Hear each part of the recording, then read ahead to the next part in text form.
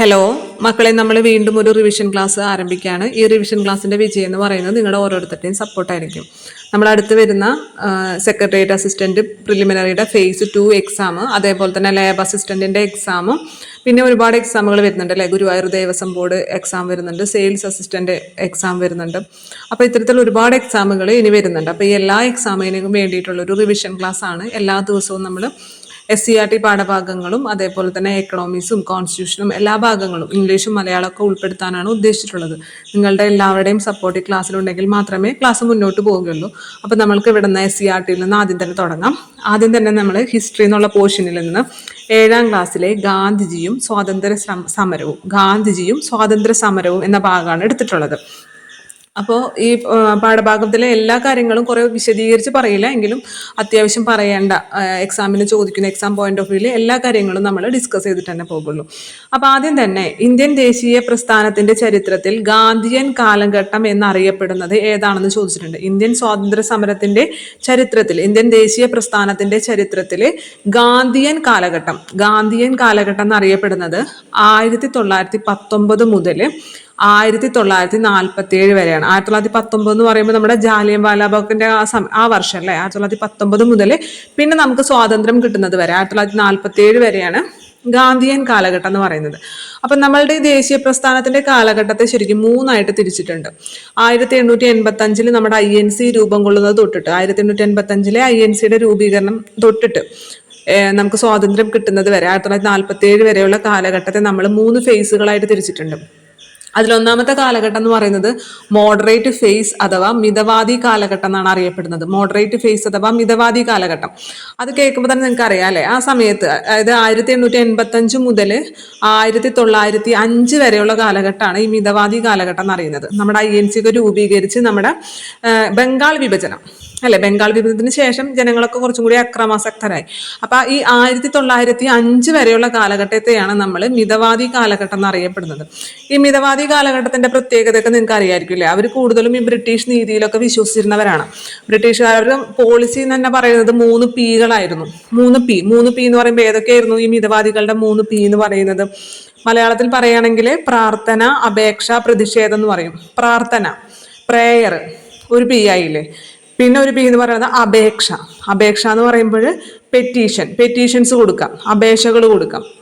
Last പ്രതിഷേധം, protest എന്നുള്ളത്. ഈ 3 Pകളിലാണ് ആര് വിശ്വസിക്കുന്നത്? മിതവാദികൾ. Prayer, petition, protest.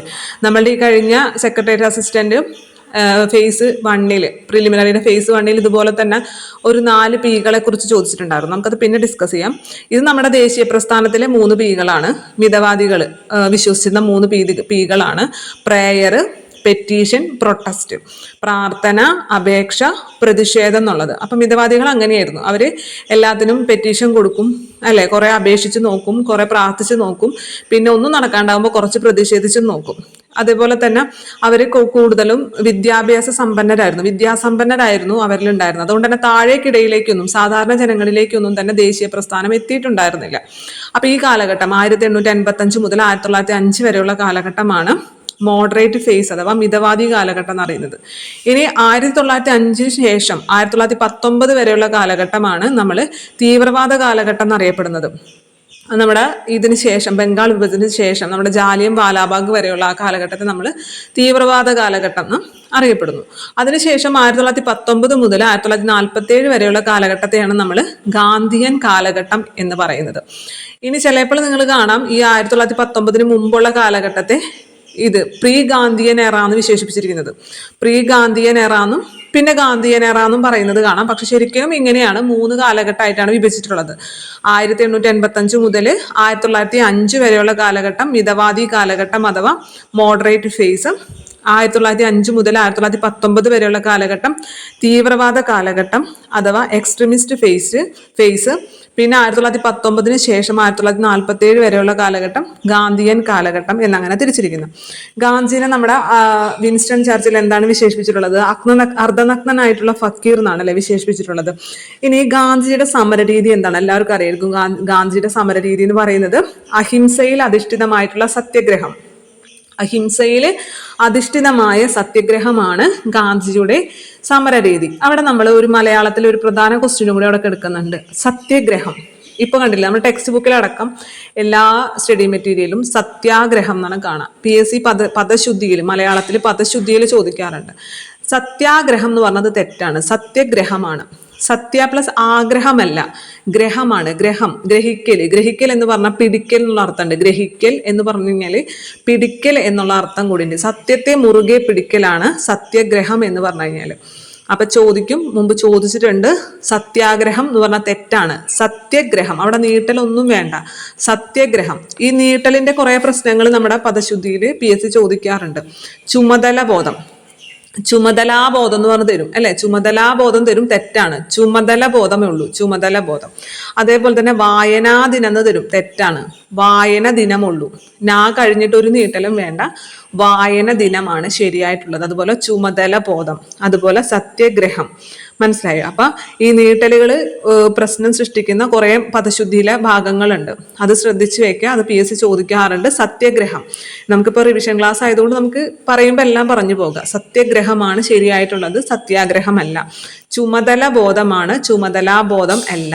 അതുപോലെ വായന ദിനമാണ് ശരിയായിട്ടുള്ളത്. വായനാ ദിനം എന്ന് പറഞ്ഞു കഴിഞ്ഞാൽ അത് തെറ്റാണെന്നുള്ള കാര്യം കൂടി ഇവിടെ നിങ്ങൾ ഓർത്തു വയ്ക്കുക. അപ്പൊ സത്യഗ്രഹം എന്ന് പറഞ്ഞു കഴിഞ്ഞാൽ ആ വാക്കിന്റെ അർത്ഥം എന്താണ്? സത്യത്തെ മുറുകെ പിടിക്കുക എന്നാണ് അർത്ഥം. സത്യത്തെ മുറുകെ പിടിക്കുക എന്നാണ് അർത്ഥം. കാരണം ഗ്രഹിക്കൽ എന്ന് പറഞ്ഞാൽ പിടിക്കൽ എന്നാണ് അർത്ഥം. സത്യഗ്രഹം സത്യത്തെ മുറുകെ പിടിക്കലാണ്. ഇനി ഈ ആശയ പ്രചരണത്തിനൊക്കെ വേണ്ടി ഗാന്ധിജി ഗുജറാത്തിലെ അഹമ്മദാബാദിൽ ഒരു ആശ്രമം ആരംഭിച്ചിട്ടുണ്ടായിരുന്നു. ഏത് ആശ്രമമാണ്? എല്ലാവർക്കും അറിയാം, സബർമതി ആശ്രമമാണെന്ന് അല്ലെ. ഇനി മഹാത്മാ എന്നറിയപ്പെട്ടിരുന്ന വ്യക്തി ഗാന്ധിജിയാണെന്നറിയാം. സമൂഹ പുനർനിർമ്മാണം എന്ന ആശയത്തിന്റെ ഉപജ്ഞാതാവ്. സമൂഹ പുനർനിർമ്മാണം എന്ന ആശയത്തിന്റെ ഉപജ്ഞാതാവ് ആരാണ്? ഗാന്ധിജിയാണ്. അത് ശ്രദ്ധിച്ചു വെക്കണം. മലയാളത്തിൽ അങ്ങനെ ചോദിക്കുമ്പോൾ നമുക്ക് ഒരു കൺഫ്യൂഷൻ വരും അല്ലെ. സമൂഹ പുനർനിർമ്മാണം എന്ന ആശയത്തിന്റെ ഉപജ്ഞാതാവ് ഗാന്ധിജിയാണ്. അതുപോലെ ട്രസ്റ്റിഷിപ്പ് എന്നുള്ള ആശയത്തിന്റെ ഉപജ്ഞാതാവ് ഗാന്ധിജിയാണ് അല്ലെ. അതുപോലെ തന്നെ ഗാന്ധി മുന്നോട്ട് വെച്ചിട്ടുള്ള വിദ്യാഭ്യാസ പദ്ധതിയാണ് നെയ്യും താലീം എന്നുള്ള വിദ്യാഭ്യാസ പദ്ധതി. ഈ നെയ്യും താലീം വിദ്യാഭ്യാസ പദ്ധതി തന്നെയാണ് വാർധ പദ്ധതി എന്നുള്ള പേരിലും അറിയപ്പെടുന്നത്. 1937 അത് അദ്ദേഹം മുന്നോട്ട് വെക്കുന്നത്. അപ്പൊ നമ്മുടെ ഗാന്ധിജിക്ക് മാത്രമായിട്ട് അവകാശപ്പെടാൻ പറ്റുന്ന കാര്യങ്ങളാണ് ട്രസ്റ്റിഷിപ്പ് എന്നുള്ള ആശയം, അതുപോലെ വാർധ പദ്ധതി അഥവാ നെയ്യും താലീം വിദ്യാഭ്യാസ പദ്ധതി, പിന്നെ സമൂഹ പുനർനിർമ്മാണം എന്നൊക്കെ ഉള്ളത് ഗാന്ധിജിയുടെ ആശയങ്ങളാണെന്ന് അവിടെ ഓർത്തിരിക്കാം. പിന്നെ ഗാന്ധി നമ്മുടെ ദക്ഷിണാഫ്രിക്കയിലായിരുന്നു എന്ന് അറിയാം അല്ലെ. ഈ ദക്ഷിണാഫ്രിക്കയിലെ ജീവിതം അദ്ദേഹം അവസാനിപ്പിച്ചുകൊണ്ട് നമ്മുടെ ഇന്ത്യയിലേക്ക് തിരിച്ചെത്തിയത് എന്നാണ്? 1915 ജനുവരി 9. അതൊക്കെ അറിയാത്ത ആരും ഉണ്ടാവില്ല അല്ലെ. 1915 ജനുവരി 9 ജനുവരി 9 അദ്ദേഹം ഇവിടെ നാട്ടിലെത്തിയത്, നമ്മുടെ ഇന്ത്യയിൽ എത്തിയത്. അതുകൊണ്ട് തന്നെ ജനുവരി 9 നമ്മൾ പ്രവാസി ഭാരതീയ ദിവസമായിട്ടൊക്കെ ആചരിക്കുന്നു എന്നൊക്കെ നമുക്കറിയാം. അങ്ങനെ അദ്ദേഹം ഈ 1915 ഇവിടെ എത്തി കഴിഞ്ഞിട്ട് അദ്ദേഹത്തിന്റെ രാഷ്ട്രീയ ഗുരു എന്ന് പറയുന്നത് ആരാണ്? രാഷ്ട്രീയ ഗുരു നമ്മുടെ ഗോപാലകൃഷ്ണ ഗോഖലെയാണ് അല്ലെ. ഗാന്ധിയുടെ രാഷ്ട്രീയ ഗുരു ഗോപാലകൃഷ്ണ ഗോഖലെയാണ്. അങ്ങനെ ഗോപാലകൃഷ്ണ ഗോഖലെനെ കണ്ട് അദ്ദേഹം ഇങ്ങനെ കാര്യങ്ങളൊക്കെ പറഞ്ഞപ്പോൾ ഗോപാലകൃഷ്ണ ഗോഖലെ അദ്ദേഹത്തോട് പറഞ്ഞു, ഗാന്ധിയോട് പറഞ്ഞു, നീ ഒരു കാര്യം ചെയ്യും, ഇന്ത്യക്ക് പോയി ഒന്ന് ഫുള്ള് ചുറ്റി സഞ്ചരിച്ച് എല്ലാ ജനങ്ങളെയൊക്കെ ഒന്ന് ജീവിത രീതികളൊക്കെ ഒന്ന് പഠിച്ച് മനസ്സിലാക്കി വാന്ന് പറഞ്ഞു. അങ്ങനെ ഗാന്ധിജി നമ്മുടെ ഇവിടെ ഇന്ത്യയിലെ ജനങ്ങളുടെയൊക്കെ ഇതൊക്കെ ജനജീവിതമൊക്കെ ഒന്ന് മനസ്സിലാക്കി വരുന്ന സമയത്താണ് ചമ്പാരനിലെ നീലം കർഷകർ അനുഭവിക്കുന്ന പ്രശ്നത്തെക്കുറിച്ച് ഗാന്ധിയുടെ ശ്രദ്ധയിൽ കൊണ്ടുവരുന്നത്. ആര് കൊണ്ടുവരുന്നത്? രാജ്കുമാർ ശുക്ല അല്ലെ. രാജ്കുമാർ ശുക്ലയാണ് ഈ ചമ്പാരനിലെ നീലം കർഷകർ അനുഭവിക്കുന്ന ദുരിതത്തെക്കുറിച്ചിട്ടുള്ള ആരെ അറിയിക്കുന്നത്? നമ്മുടെ ഗാന്ധിനെ അറിയിക്കുന്നത്. മാത്രമല്ല ഗാന്ധി ദക്ഷിണാഫ്രിക്കയിലൊക്കെ ഒരുപാട് സമരങ്ങളൊക്കെ നടത്തി വിജയിച്ചിട്ടാണ് ഇന്ത്യയിലേക്ക് എത്തുന്നത്. അപ്പൊ അദ്ദേഹത്തിന് ഇവരെ സഹായിക്കാൻ സാധിക്കും എന്നുള്ള വിശ്വാസത്തിലാണ് ഇദ്ദേഹത്തിന്റെ അടുത്തേക്ക് എത്തുന്നത്. അങ്ങനെ ഗാന്ധിജി നമ്മുടെ ചമ്പാരനിലെ നീലം കർഷകർക്ക് വേണ്ടി ആ സമരം ഏറ്റെടുക്കുകയും 1917 ആ സത്യാഗ്രഹത്തിന് നേതൃത്വം നൽകുകയും അത് വിജയിപ്പിക്കുകയും ചെയ്തു. അതെങ്ങനെയാണ് വിജയിച്ചതെന്നൊക്കെ നമ്മൾ മുമ്പ് പറഞ്ഞിട്ടുണ്ട് അല്ലെ. അപ്പൊ അങ്ങനെ ചമ്പാരൻ സത്യാഗ്രഹം വിജയിച്ചു 1917. അപ്പൊ ഈ ഭാഗത്തുനിന്ന് സ്ഥിരം ചോദിക്കാറുള്ള വർഷം ചോദിക്കാറുണ്ട്. 1917 ചമ്പാരൻ സത്യാഗ്രഹം നടന്നത്. ഇനി ചമ്പാരൻ എന്നുള്ളത് ഏത് സംസ്ഥാനത്താണ്? ബീഹാറിലാണ് ചമ്പാരൻ എന്നുള്ള സ്ഥലം. ഇത് രണ്ടുമാണ് എപ്പോഴും റിപ്പീറ്റ് ചെയ്ത് ചോദിക്കാറുള്ളത്. ഒന്നാമത്തത് ഗാന്ധിജിയുടെ ഇന്ത്യയിലെ ആദ്യത്തെ സമരമാണ്. ഗാന്ധിജിയുടെ ഇന്ത്യയിലെ ആദ്യത്തെ സമരമാണ് ചമ്പാരൻ സത്യാഗ്രഹം എന്നുള്ളത് 1917 ഇനി ചമ്പാരൻ എന്നുള്ളത് ബീഹാർ സംസ്ഥാനത്താണ് എന്നുള്ള കാര്യം കൂടിയും അവിടെ ഓർത്തിരിക്കാം. ബീഹാറിലെ ചമ്പാരനിൽ നീലം കർഷകരെ തോട്ടം ഉടമകളായിട്ടുള്ള വെള്ളക്കാർ ചൂഷണം ചെയ്യുന്നതിനെതിരെ നടന്ന സത്യാഗ്രഹമാണ് ചമ്പാരൻ സത്യാഗ്രഹം എന്ന് പറയുന്നത്. തുടർന്ന് പിന്നെ അഹമ്മദാബാദ് തുണിമിൽ സമരം അല്ലെ. അഹമ്മദാബാദ് തുണിമിൽ സമരവും അതുപോലെ തന്നെ ഗേഡ സമരവും രണ്ടും ഗുജറാത്ത് സംസ്ഥാനത്ത് തന്നെയാണ്. നമ്മുടെ ചമ്പാരൻ ബീഹാറിലാണെങ്കിൽ അഹമ്മദാബാദ് തുണിമിൽ സമരവും അതെ ഗേഡ സമരവും രണ്ടും ഗുജറാത്തിലാണ് നടന്നത്. രണ്ടും 1918 തന്നെയാണ് നടന്നത്. രണ്ടും വിജയമായിരുന്നു. രണ്ട് സമരവും വിജയമായിരുന്നു. അതേപോലെ തന്നെ ഈ അഹമ്മദാബാദ് തുണിമിൽ സമരവുമായി ബന്ധപ്പെട്ട് ചോദിക്കാറുള്ളതാണ്, ഇത് എന്തിന്റെ അടിസ്ഥാനത്തിലാണ് നടന്നത്, അല്ലെങ്കിൽ എന്ത് കാരണമാണ് നടന്നതെന്ന് അല്ലെ. പ്ലാഗ് ബോണസിനെ തുടർന്നിട്ടാണല്ലേ നടന്നത്. അതായത് ഈ ഗുജറാത്തിലെ ഈ പ്ലാഗ് എന്ന് പറഞ്ഞ രോഗം, എലിച്ചെള്ള് പരത്തുന്ന അസുഖമാണ് അല്ലെ പ്ലാഗ്. ഈ പ്ലാഗ് എന്ന് പറഞ്ഞ രോഗം പടർന്നു പിടിച്ചപ്പോഴും അവിടെ കുറെ പേരൊക്കെ അവിടെ നിന്ന് നാട് വിട്ടുപോയി ഈ രോഗത്തെ കുറിച്ചുള്ള ഭീതി കാരണം. അപ്പൊ ജോലി ചെയ്യാൻ തൊഴിലാളികളില്ലാതെ വന്നപ്പോൾ തുണി മില്ലിലെ ഉടമ എന്ത് ചെയ്തു, പകുതിയിലധികം തുക ബോണസായി നൽകി. പക്ഷെ ഈ പ്ലാഗിന്റെ ഭീതിയൊക്കെ ഒഴിഞ്ഞു മാറിയ സമയത്ത് ഈ ബോണസ് ഒറ്റയടിക്ക് അങ്ങോട്ട് നിർത്തലാക്കി. തുടർന്നാണ് എന്ത് വരുന്നത്, അഹമ്മദാബാദ് തുണിമിൽ സമരം വരുന്നത് 1918 ഗുജറാത്തിലാണെന്നുള്ള കാര്യം ഓർത്തിരിക്കാം. ഗാന്ധി ഇന്ത്യയിൽ നടത്തിയ ആദ്യത്തെ നിരാഹാര സമരമാണ് ഈ അഹമ്മദാബാദ് തുണിമിൽ സമരം എന്നുള്ളത്. നിരാഹാര സമരമാണ് അഹമ്മദാബാദ് തുണിമിൽ സമരം. അപ്പൊ ആദ്യത്തെ സമരം, ഗാന്ധി ഇന്ത്യയിൽ നടത്തിയ ആദ്യത്തെ സമരം ചമ്പാരൻ സത്യാഗ്രഹം ബീഹാറിലാണ് 1917. എന്നാൽ ഗാന്ധിജി ഇന്ത്യയിൽ നടത്തിയ ആദ്യത്തെ നിരാഹാര സമരം എന്ന് ചോദിച്ചു കഴിഞ്ഞാൽ അത് അഹമ്മദാബാദ് തുണിമിൽ സമരമാണ്, ഗുജറാത്തിലാണ്, 1918. ഗേഡ സമരവും 1918 തന്നെയാണ്, ഗുജറാത്തിലാണ് നടന്നത്. ഗുജറാത്തിലെ ഗേഡയിലെ പ്രകൃതിക്ഷോഭത്തെ തുടർന്നിട്ട് കാർഷിക വിളകൾ വലിയ രീതിയിൽ നശിച്ചു. അപ്പൊ ഈ കാർഷിക വിളകൾ നശിക്കുന്ന സാഹചര്യത്തിൽ സാധാരണ കർഷകർക്ക് കളക്ടർ നികുതി ഇളവ് പ്രഖ്യാപിക്കും. പക്ഷെ അത്തവണ ഒരു നികുതി ഇളവും നൽകിയില്ല. അപ്പൊ അതേ തുടർന്നിട്ടാണ് ഈ ഗേഡയിലെ കർഷകര് നികുതി നിഷേധിച്ചുകൊണ്ട് സമരം നടത്തുന്നത്, നികുതി നൽകില്ല എന്ന് പറഞ്ഞുകൊണ്ട് സമരം നടത്തുന്നത്. അതിനും ആരെന്നെയാണ് നേതൃത്വം നൽകിയത്, ഗാന്ധി തന്നെയാണ് നേതൃത്വം നൽകിയത്. അപ്പൊ ഈ 3 സമരങ്ങളും ശ്രദ്ധിക്കുക. 1917 ചമ്പാരൻ സത്യാഗ്രഹം ബീഹാറിലാണ് നടന്നത്. ചമ്പാരൻ സത്യാഗ്രഹം എന്ന് പറയുന്നത് ഗാന്ധിയുടെ ഇന്ത്യയിലെ ആദ്യത്തെ സമരമാണ്. രണ്ടാമത് അഹമ്മദാബാദ് തുണിമിൽ സമരം 1918 ഗുജറാത്തിലാണ്. ഗാന്ധിയുടെ ഇന്ത്യയിലെ ആദ്യത്തെ നിരാഹാര സമരമാണ് അഹമ്മദാബാദ് തുണിമിൽ സമരം. ഗേഡ സമരം എന്ന് പറയുന്നതും 1918 തന്നെയാണ്, ഗുജറാത്തിലാണ്. എന്താണ്, പ്രകൃതിക്ഷോഭത്തിലെ കൃഷിനാശം സംഭവിച്ചു അല്ലെ. തുടർന്ന് നികുതി ഇളവ് പ്രഖ്യാപിക്കണമെന്ന് ആവശ്യപ്പെട്ടുകൊണ്ട് നടത്തിയ സമരമാണ് ഗേഡ സമരം എന്ന് പറയുന്നത്. അടുത്തത് റൗലത്ത് നിയമം 1919. അപ്പൊ 17 കഴിഞ്ഞു, 18 കഴിഞ്ഞു, 19 റൗലത്ത് നിയമം വരുന്നത്. ഇതേ തുടർന്നിട്ടാണ് ജാലിയൻ വാലാബാഗ് കൂട്ടക്കൊല നടക്കുന്നത്. അപ്പൊ ജാലിയൻ വാലാബാഗ് നമുക്ക് എല്ലാവർക്കും വർഷം അറിയായിരിക്കും അല്ലെ. 1919 ഏപ്രിൽ 13 നമ്മുടെ വിഷുവിന്റെ തൊട്ട് തലേദിവസം അല്ലെ, ഏപ്രിൽ 13 ജാലിയൻ വാലാബാഗ് കൂട്ടക്കൊല നടക്കുന്നത്. 1919 ഏപ്രിൽ 13. അപ്പൊ അതേ വർഷം തന്നെയാണ് റൗലറ്റ് നിയമവും വരുന്നത്. ഈ റൗലറ്റ് നിയമം എന്ന് പറഞ്ഞാൽ ഒരു കരിനിയമമാണ്. അതായത് ഇന്ത്യൻ പൗരന്മാരുടെ അവകാശങ്ങളെ എല്ലാം തന്നെ ലംഘിക്കുന്ന അല്ലെങ്കിൽ പരിമിതപ്പെടുത്തുന്ന ഒരു നിയമമായിരുന്നു റൗലറ്റ് നിയമം. ആ നിയമത്തിലെ വ്യവസ്ഥകളൊന്ന് നോക്കി വെക്കണം. ഒന്നാമത്തെ വ്യവസ്ഥ എന്ന് പറയുന്നത് ഏതൊരു ഇന്ത്യക്കാരനെയും വാറണ്ട് ഇല്ലാതെ അറസ്റ്റ് ചെയ്യാം. ഇനി വാറന്റ് ഇല്ലാതെ അറസ്റ്റ് ചെയ്യാമെന്ന് മാത്രമല്ല, വിചാരണ കൂടാതെ അനിശ്ചിതകാലം തടവിലും വെക്കാം. ഒരു വിചാരണ ഇല്ലാതെ അനിശ്ചിതകാലം തടവിൽ വെക്കാം. പ്രത്യേക കോടതികളിൽ വേണമെങ്കിൽ രഹസ്യ വിചാരണ നടത്താം. വിചാരണ ഇല്ലാതെ എത്ര നാള് വേണമെങ്കിലും തടവിൽ വെക്കാം. ഇനി വിചാരണ എന്ന് പറയുന്നത് രഹസ്യ വിചാരണ നടത്താം. അതേപോലെ തന്നെ കോടതി വിധിക്കെതിരെ നമുക്ക് അപ്പീൽ പോകാനും പറ്റില്ല. ഇപ്പൊ ഫുൾ ലോക്കായില്ലേ, വാറന്റ് ഇല്ലാതെ അറസ്റ്റ് ചെയ്യാൻ പറ്റും. അറസ്റ്റ് ചെയ്ത ആളെ വിചാരണ ചെയ്യാതെ എത്ര നാള് വേണമെങ്കിലും അനിശ്ചിത കാലത്തേക്ക് തടവിൽ വെക്കാൻ പറ്റും. ഇനി വിചാരണ എന്ന് പറയുന്നത് തന്നെ രഹസ്യ വിചാരണ നടത്താൻ പറ്റും. ഇനി ഇതിനെതിരെ നമുക്ക് ഒരിക്കലും കോടതിയിൽ അപ്പീൽ പോകാനും സാധിക്കില്ല. ഇതൊക്കെയാണ് ഈ നിയമത്തിന്റെ പ്രത്യേകതയായിരുന്നത്. അപ്പൊ അതുകൊണ്ട് തന്നെ ഈ നിയമത്തിൽ പ്രതിഷേധിച്ചുകൊണ്ട് രാജ്യം മുഴുവൻ കരിദിനമായിട്ട് ആചരിക്കാൻ ഗാന്ധിജി ആഹ്വാനം ചെയ്തു. എന്നാണെന്ന് ചോദിച്ചു കഴിഞ്ഞാൽ 1919 ഏപ്രിൽ 6 ഏപ്രിൽ 13-നാണ് നമ്മുടെ ജാലിയൻ വാലാബാഗ് നടക്കുന്നത്. ഏപ്രിൽ 6-നാണ് 1919 ഏപ്രിൽ 6-നാണ് റൗലറ്റ് നിയമത്തിൽ പ്രതിഷേധിച്ചുകൊണ്ട് രാജ്യം മുഴുവൻ കരിദിനമായിട്ട് ആചരിക്കാൻ ഗാന്ധിജി ആഹ്വാനം ചെയ്തത് എന്നാണ് 1919 ഏപ്രിൽ 6-നാണ്. ഈ റൗലറ്റ് നിയമത്തിനെതിരായ പ്രതിഷേധം ഓരോ സ്ഥലങ്ങളിലും ഓരോരോ നേതാക്കളായിരിക്കും അല്ലെ നേതൃത്വം നൽകിയിട്ടുണ്ടാവുക. എല്ലായിടത്തും ഗാന്ധിജിക്ക് പോയി നേതൃത്വം നൽകാൻ പറ്റില്ലല്ലോ. അതുകൊണ്ട് ഓരോ പ്രദേശങ്ങളിലും ഓരോരോ വ്യക്തികളായിരിക്കും നേതൃത്വം നൽകുക. അതേപോലെ ഈ പഞ്ചാബിലെ ഈ നിയമത്തിനെതിരെയുള്ള പ്രതിഷേധത്തിന് നേതൃത്വം നൽകിയ വ്യക്തികളാണ് ഡോക്ടർ സത്യപാലും doctor Saifuddin Kitchlew. Doctor Satyapal, doctor Saifuddin Kitchlew എന്ന് പറയുന്നത്. ഇവരെ പോലീസ് അറസ്റ്റ് ചെയ്തു. അപ്പൊ സ്വാഭാവികമായിട്ടും ജനങ്ങൾ പ്രതിഷേധിക്കും അല്ലെ. അപ്പൊ ജനങ്ങൾ പ്രതിഷേധാത്മകമായിട്ട് ജാലിയൻ വാലാബാഗ് എന്ന് പറഞ്ഞൊരു മൈതാനത്ത് ഒത്തുകൂടാണ്. ഈ ജാലിയൻ വാലാബാഗ് മൈതാനത്തിന്റെ പ്രത്യേകത എന്താണ്? 3 വശവും മതിലുകളും ഒരു ഫ്രണ്ടിൽ കൂടി മാത്രമാണ് കവാടം. ഉള്ളിലേക്ക് പ്രവേശനം എന്ന് പറയുന്നത് ഫ്രണ്ടിൽ കൂടിയുള്ള ഒരു കവാടത്തിൽ കൂടി മാത്രമാണ്. ഇവിടെയാണ് ജനങ്ങൾ തടിച്ചുകൂടുന്നത്. പഞ്ചാബിലെ അമൃത്സറിലാണ് സ്ഥലം.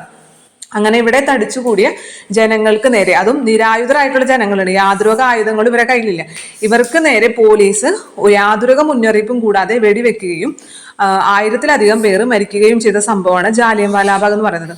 മാത്രമല്ല ഈ പരിക്കേറ്റവരെ ശുശ്രൂഷിക്കാനോ ദാഹജലം നൽകാനോ ബ്രിട്ടീഷുകാർ, ഈ പട്ടാളം സമ്മതിച്ചുമില്ല. ഇത് കൂട്ടക്കൊലയാണ് നമ്മൾ ജാലിയൻ വാലാബാഗ് കൂട്ടക്കൊല എന്ന് പറയുന്നത്.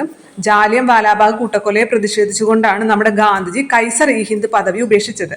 കൈസർ ഇ ഹിന്ദ് പദവി എന്നുള്ളത് ഗാന്ധിജിക്ക് എങ്ങനെ കിട്ടിയതാണ്? ബൂവർ യുദ്ധത്തില് നമ്മുടെ ആംബുലൻസ് സർവീസ് നൽകി അല്ലെ, ബ്രിട്ടീഷുകാരെ സഹായിക്കുന്നതിന് വേണ്ടിയിട്ട് ആംബുലൻസ് സർവീസ് ആരേർപ്പെടുത്തിയിട്ടുണ്ടായിരുന്നു? നമ്മുടെ ഗാന്ധിജി ഏർപ്പെടുത്തിയിട്ടുണ്ടായിരുന്നു ബൂവർ യുദ്ധത്തില്. അപ്പൊ അതിനുള്ളൊരു ഉപകാരസ്മരണയായിട്ടാണ് ബ്രിട്ടീഷുകാർ തിരിച്ച് ഗാന്ധിജിക്ക് കൈസർ ഇ ഹിന്ദ് പദവി നൽകിയിട്ടുണ്ടായിരുന്നത്. ആ പദവി അദ്ദേഹം ഉപേക്ഷിക്കുകയാണ് ഉണ്ടായത്. അതേപോലെ തന്നെ നമ്മുടെ നമ്മുടെ രവീന്ദ്രനാഥ ടാഗോർ അദ്ദേഹത്തിന്റെ സർ പദവിയും ഉപേക്ഷിച്ചു ഈ സംഭവത്തെ തുടർന്ന്. ഇനി ഇതിന് ഉത്തരവിട്ട വ്യക്തി ആരാണ്? മൈക്കിൾ ഓഡയർ ആണ്. മൈക്കിൾ ഓഡയർ ആണ് ജാലിയൻ വാലാബാഗ് കൂട്ടക്കൊലയ്ക്ക് ഉത്തരവിട്ടത്.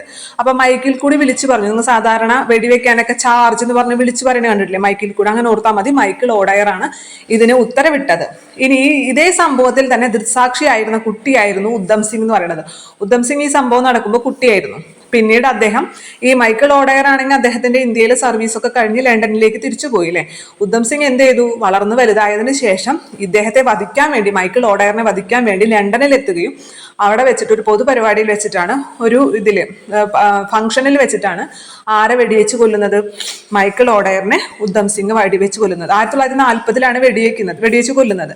അതേ വർഷം തന്നെ ഉദ്ധം സിംഗിനെ തൂക്കിലേറ്റി കൊല്ലുകയും ചെയ്തു. 1940-ലാണ് അദ്ദേഹം ഉദ്ധം സിംഗ് മൈക്കിൾ ഓഡയറിനെ വധിക്കുന്നത്. അതേ വർഷം തന്നെ 1940 ജൂലൈ 31 ഉദ്ധം സിംഗിനെ വധശിക്ഷയ്ക്ക് വിധേയമാക്കുകയും ചെയ്തു. ഇനി ഈ സംഭവത്തെക്കുറിച്ച്, ജാലിയൻ വാലാബാഗ് കൂട്ടക്കൊലയെ കുറിച്ച് അന്വേഷിക്കാൻ വന്നൊരു കമ്മീഷൻ ഉണ്ടല്ലോ, ഹണ്ടർ കമ്മീഷൻ അല്ലെ. ഹണ്ടർ കമ്മീഷനാണ് ഇതിനെക്കുറിച്ച് അന്വേഷിക്കാൻ വന്ന കമ്മീഷൻ. അപ്പൊ 1919 റൗലറ്റ് നിയമം പാസ്സാക്കുന്നു. ബ്രിട്ടീഷ് ഗവൺമെന്റ് റൗലറ്റ് നിയമം പാസ്സാക്കുന്നു. നിയമം എന്താന്ന് പറഞ്ഞല്ലോ, ഏതൊരു ഇന്ത്യക്കാരനെയും വാറന്റ് ഇല്ലാതെ അറസ്റ്റ് ചെയ്യാം, കൂടാതെ വിചാരണ ഇല്ലാതെ തടവിലും വെക്കാം. ഇനി പ്രത്യേക കോടതിയിൽ രഹസ്യ വിചാരണയും ചെയ്യാം. നമുക്ക് അതിനെതിരെ അപ്പീൽ പോകാനും സാധിക്കില്ല. ഇതാണ് റൗലറ്റ് നിയമം എന്ന് പറഞ്ഞത്. ഈ റൗലറ്റിനെതിരെ ഒരു കരിദിനമായിട്ട് ഗാന്ധിജി ആഹ്വാനം ചെയ്തില്ല. അതെന്താണ്? 1919 തന്നെ ഏപ്രിൽ 6 ഏപ്രിൽ 6 ഗാന്ധിജി കുറച്ച് ഇഷ്ടമുണ്ട്. കാരണം എന്താ വെച്ചാൽ ഈ റൗലറ്റ് നിയമത്തിനെതിരെ കരിദിനമായിട്ട് ആഘോഷിക്കുന്നത് ഏപ്രിൽ 6 പറഞ്ഞില്ലേ. അതേപോലെ തന്നെ നമ്മൾ ഉപ്പ് സത്യാഗ്രഹത്തിന് ഉപ്പ് കുറുക്കുന്ന ദിവസം, ദണ്ഡിയാത്ര പോയിട്ട് ഉപ്പ് കുറുക്കൂലേ, ഫസ്റ്റ് ഉപ്പ് നിയമം ലംഘിച്ചുകൊണ്ട് ഉപ്പ് കുറുക്കൂലേ, അതും ഏപ്രിൽ 6 തന്നെയാണ്. 1930 ഏപ്രിൽ 6 തന്നെയാണ്. ഇവിടെയും ഏപ്രിൽ 6 തന്നെയാണ്. റൗലറ്റ് നിയമത്തിനെതിരെ രാജ്യം മുഴുവൻ കരിദിനമായിട്ട് ആചരിക്കാൻ ഗാന്ധിജി ആഹ്വാനം ചെയ്യുന്നതും 1919 ഏപ്രിൽ 6 പിന്നെ ജാലിയൻ വാലാബാഗ് സംഭവമൊക്കെ നിങ്ങൾക്ക് എന്താണെന്നറിയാലോ. ഇനി അടുത്തത് ഖിലാഫത്ത് പ്രസ്ഥാനം. 1919 റൗലറ്റ് നിയമവും ജാലിയൻ വാലാബാഗ് സംഭവം. 1920 ഖിലാഫത്ത് പ്രസ്ഥാനം. 1920 ഖിലാഫത്ത് പ്രസ്ഥാനം പോലെ തന്നെ മറ്റൊരു ഇമ്പോർട്ടന്റ്, നമ്മുടെ കേരളത്തിലെ പ്രധാനപ്പെട്ട ഒരു സംഭവമാണ് 1920 മഞ്ചേരി കോൺഗ്രസ് സമ്മേളനം എന്ന് പറയുന്നത്. 1920 ഖിലാഫത്ത് പ്രസ്ഥാനം, 1920 മഞ്ചേരി കോൺഗ്രസ് സമ്മേളനം. അതേപോലെ തന്നെ 1920 നമ്മുടെ ഗാന്ധിജി ആദ്യമായിട്ട് കേരളത്തിലേക്ക് വരുന്നുണ്ട് അല്ലെ. അതെന്തിനാണ്? ഖിലാഫത്ത് പ്രസ്ഥാനത്തിന്റെ പ്രചരണാർത്ഥമാണ് 1920 ഗാന്ധിജി കേരളത്തിലേക്ക് വരുന്നത്. അപ്പൊ ഇത്രയും സംഭവങ്ങൾ 1920 വരുന്നുണ്ട്. അപ്പൊ നമുക്ക് ഖിലാഫത്ത് പ്രസ്ഥാനം എന്താന്ന് നോക്കാം. ഖിലാഫത്ത് പ്രസ്ഥാനം എന്ന് പറഞ്ഞിട്ടുണ്ടെങ്കിൽ നമ്മുടെ തുർക്കിയുടെ ഭരണാധികാരിയുടെ എന്താണ്? ഓട്ടോമൻ സാമ്രാജ്യം എന്ന് പറയും. ഓട്ടോമൻ എംപയർ എന്ന് പറയാം, അല്ലെങ്കിൽ ഉസ്മാനിയ സാമ്രാജ്യം. ഓട്ടോമൻ എന്നാണ് കോമൺ ആയിട്ട് പറയുക, അല്ലെങ്കിൽ ഉസ്മാനിയ സാമ്രാജ്യം എന്ന് പറയും. ഇവരും നമ്മുടെ ഈ ഒന്നാം ലോക മഹായുദ്ധത്തില് തുർക്കിയുടെ നേരെ ഓപ്പോസിറ്റ് ടീമായിരുന്നു ബ്രിട്ടീഷുകാരെന്ന് പറയുന്നത്. അപ്പൊ അതുകൊണ്ട് തന്നെ ഈ തുർക്കിയുടെ ഭരണാധികാരിയായിട്ടുള്ള ഖലീഫയാണ് തുർക്കിയുടെ ഭരണാധികാരി. അവരെ നമ്മ സുൽത്താൻ എന്നൊക്കെ പറയുന്ന ഒരു സ്ഥാനമാണ് ഖലീഫ എന്ന് പറയുന്നത്. ഖലീഫ എന്ന് പറയുന്നത് ലോകത്തിലെ തന്നെ എല്ലാ മുസ്ലിങ്ങളുടെയും ആത്മീയ നേതാവായിരുന്നു ഖലീഫ എന്ന് പറയുന്നത്. കാരണം ഇദ്ദേഹം വളരെയധികം ദാനധർമ്മങ്ങളും ഒക്കെ ചെയ്യുന്ന വ്യക്തിയാണ് ഈ ഖലീഫ എന്ന് പറഞ്ഞ വ്യക്തി. അപ്പൊ ലോക മുസ്ലിങ്ങളുടെ തന്നെ ആത്മീയ നേതാവാണ് ഖലീഫ. ഈ ഖലീഫ എന്ന് പറയുന്നത് ഒരു വ്യക്തിയല്ല, അത് ശരിക്കും ഈ ഓട്ടോമൻ സാമ്രാജ്യത്തിന്റെ ആ നേതാവുണ്ടല്ലോ, അല്ലെങ്കിൽ ഹെഡ്, അയാളുടെ സ്ഥാനപ്പേരാണ് ഖലീഫ എന്ന് പറയുന്നത്. അപ്പൊ ഈ ഖലീഫയ്ക്കെതിരെയുള്ള നടപടികളാണ് ആരെടുക്കുന്നത്? ബ്രിട്ടീഷുകാരെടുക്കുക. കാരണം സ്വാഭാവികമല്ലേ, ബ്രിട്ടീഷുകാർക്ക് നേരെ ഓപ്പോസിറ്റ് ടീമാണ് തുർക്കിക്കാരെന്ന് പറയുന്നത് ഒന്നാം ലോക മഹായുദ്ധത്തിൽ. അപ്പൊ ഒന്നാം ലോക മഹായുദ്ധത്തെ തുടർന്നുകൊണ്ട് ബ്രിട്ടൻ ഈ തുർക്കിയിലെ നേതാവായിട്ടുള്ള അല്ലെങ്കിൽ തുർക്കിയുടെ ഈ ഖലീഫയ്ക്കെതിരെ ഒരുപാട് നടപടികൾ എടുത്തു. ഇതിൽ പ്രതിഷേധിച്ചുകൊണ്ട് രൂപം കൊണ്ട പ്രസ്ഥാനമാണ് ഖിലാഫത്ത് പ്രസ്ഥാനം എന്ന് പറയുന്നത്. ഒന്നാം ലോക മഹായുദ്ധത്തിൽ ഖലീഫയ്ക്കെതിരായി ബ്രിട്ടീഷുകാരുടെ നടപടികളെ പ്രതിഷേധിച്ചുകൊണ്ട് രൂപം കൊണ്ട പ്രസ്ഥാനമാണ് ഖിലാഫത്ത് പ്രസ്ഥാനം. അപ്പൊ എന്തുകൊണ്ടാണ് ഗാന്ധിജി ഖിലാഫത്ത് പ്രസ്ഥാനത്തെ സപ്പോർട്ട് ചെയ്തതെന്ന് വെച്ച് കഴിഞ്ഞാല്, ഗാന്ധിജി ഖിലാഫത്ത് പ്രസ്ഥാനം, അത് പറയാൻ മറന്നു അല്ലെ, 1920 ഏറ്റവും പ്രധാനപ്പെട്ട സംഭവം നിസ്സഹകരണ പ്രസ്ഥാനമാണ്. നിസ്സഹകരണ പ്രസ്ഥാനം ഏറ്റവും ഉച്ചസ്ഥായിലെത്തി നിൽക്കുന്ന സമയമാണ് 1920 എന്ന് പറയുന്നത്. അപ്പൊ ഈ നിസ്സഹകരണ പ്രസ്ഥാനത്തിന്റെ ഏറ്റവും മെയിൻ അജണ്ടയാണ് ഹിന്ദു മുസ്ലിം ഐക്യം വളർത്തിയെടുക്കുക എന്നുള്ളതും ഐത്തോച്ചാടനം എന്നുള്ളതും, ഐത്തം ഇല്ലാതാക്കാന്നുള്ളതും ഹിന്ദു മുസ്ലിം ഐക്യം വളർത്തിയെടുക്കുക എന്നുള്ളതും നിസ്സഹകരണ പ്രസ്ഥാനത്തിന്റെ ഏറ്റവും പ്രധാനപ്പെട്ട അജണ്ടകളിൽ ഒന്നാണ്. അപ്പൊ അതിന്റെ ഒരു ഭാഗം കൂടിയായിട്ടാണ്, കാരണം ഈ നമ്മുടെ മുസ്ലിങ്ങളെയും ഈ ദേശീയ പ്രസ്ഥാനത്തിലേക്ക് കൊണ്ടുവരാനുള്ള ഗാന്ധിജിയുടെ ഒരു ട്രിക്കാണ് ശരിക്കും അദ്ദേഹം ഖിലാഫത്ത് പ്രസ്ഥാനത്തിൽ മുന്നിട്ടിറങ്ങുന്നത്. അപ്പൊ നമ്മൾ പറഞ്ഞു വന്നത് എന്താണെന്ന് വെച്ചാൽ, ഒന്നാം ലോക മഹായുദ്ധത്തിൽ ഖലീഫയ്ക്കെതിരായിട്ടുള്ള ബ്രിട്ടീഷ് നടപടികളിൽ പ്രതിഷേധിച്ചുകൊണ്ട് രൂപം കൊണ്ട പ്രസ്ഥാനമാണ് ഖിലാഫത്ത് പ്രസ്ഥാനം എന്ന് പറയുന്നത്. ഈ ഖിലാഫത്ത് പ്രസ്ഥാനത്തിന്റെ ഇന്ത്യയിലെ നേതാക്കൾ എന്ന് പറയുന്നത് അലി സഹോദരന്മാർ, മൗലാന ഷൗക്കത്ത് അലിയും മൗലാന മുഹമ്മദ് അലിയും. അത് കിട്ടുമല്ലോ, മൗലാന ഷൗക്കത്ത് അലിയും മൗലാന മുഹമ്മദ് അലിയും. ഇതിൽ മൗലാന ഷൗക്കത്ത് അലിയാണ് നമ്മുടെ ഗാന്ധിജിയുടെ ഒപ്പം കേരളം സന്ദർശിക്കുന്നത്. 1920 ഗാന്ധിജിയുടെ ഒപ്പം കേരളം സന്ദർശിച്ച നേതാവ് എന്ന് പറയുന്നത് മൗലാന ഷൗക്കത്ത് അലിയാണ്. അപ്പൊ അലി സഹോദരന്മാരാണ് പ്രധാന നേതാക്കൾ, മൗലാന ഷൗക്കത്ത് അലി, മൗലാന മുഹമ്മദ് അലി. അതിൽ മൗലാന ഷൗക്കത്ത് അലിയാണ് 1920 ഗാന്ധിജിയോടൊപ്പം കേരളം സന്ദർശിക്കുന്നത്. ഈ അഖിലേന്ത്യാ ഖിലാഫത്ത് കമ്മിറ്റിയുടെ ആദ്യത്തെ പ്രസിഡന്റ് ആണ് ഗാന്ധിജി. അഖിലേന്ത്യാ ഖിലാഫത്ത് കമ്മിറ്റിയുടെ ആദ്യ പ്രസിഡന്റ്, PSC സ്ഥിരം പണ്ടെടുത്ത് ചോദിക്കാനുള്ള ഒരു ചോദ്യമായിരുന്നു. അഖിലേന്ത്യാ ഖിലാഫത്ത് കമ്മിറ്റിയുടെ ആദ്യത്തെ പ്രസിഡന്റ് ഗാന്ധിജിയാണ്. ഇന്ത്യയിലുടനീളം ഖിലാഫത്ത് ദിനമായിട്ട് ആചരിച്ചത് 1919 ഒക്ടോബർ 17 അത്ര ഇമ്പോർട്ടൻ്റ് അല്ല, നിങ്ങൾ പഠിച്ചു വെക്കാൻ പറ്റുമെങ്കിൽ മാത്രം ഓർത്ത് വെക്കുക, അല്ലെങ്കിൽ കുഴപ്പമില്ല വിട്ടോ. 1919 ഒക്ടോബർ 17 ഖിലാഫത്ത് ദിനമായിട്ട്, ഒക്ടോബർ 17 1919 ഒക്ടോബർ 17 ഇന്ത്യയിലെ ഉടനീളം ഖിലാഫത്ത് ദിനമായിട്ട് ആചരിക്കുന്നത്. ഈ ഖിലാഫത്ത് പ്രസ്ഥാനത്തോടൊപ്പം തന്നെയുള്ള ഒരു പ്രസ്ഥാനമാണ് നിസ്സഹകരണ പ്രസ്ഥാനം എന്ന് പറയുന്നത് അല്ലെ. 1920 തുടങ്ങിയിട്ട് 22 അത് അവസാനിക്കുന്നത്. 22 ചൗര സംഭവത്തോടു കൂടി നിസ്സഹകരണ പ്രസ്ഥാനം അവസാനിച്ചു. ഈ നിസ്സഹകരണ പ്രസ്ഥാനത്തിനുള്ള ഏറ്റവും വലിയ പ്രത്യേകത എന്താണ്? ഗാന്ധിജിയുടെ നേതൃത്വത്തിൽ ഇന്ത്യൻ നാഷണൽ കോൺഗ്രസ് നടത്തിയ ബഹുജന സമരമാണ്. ഗാന്ധിജി ഇന്ത്യയിൽ നടത്തിയ ആദ്യത്തെ ബഹുജന സമരം.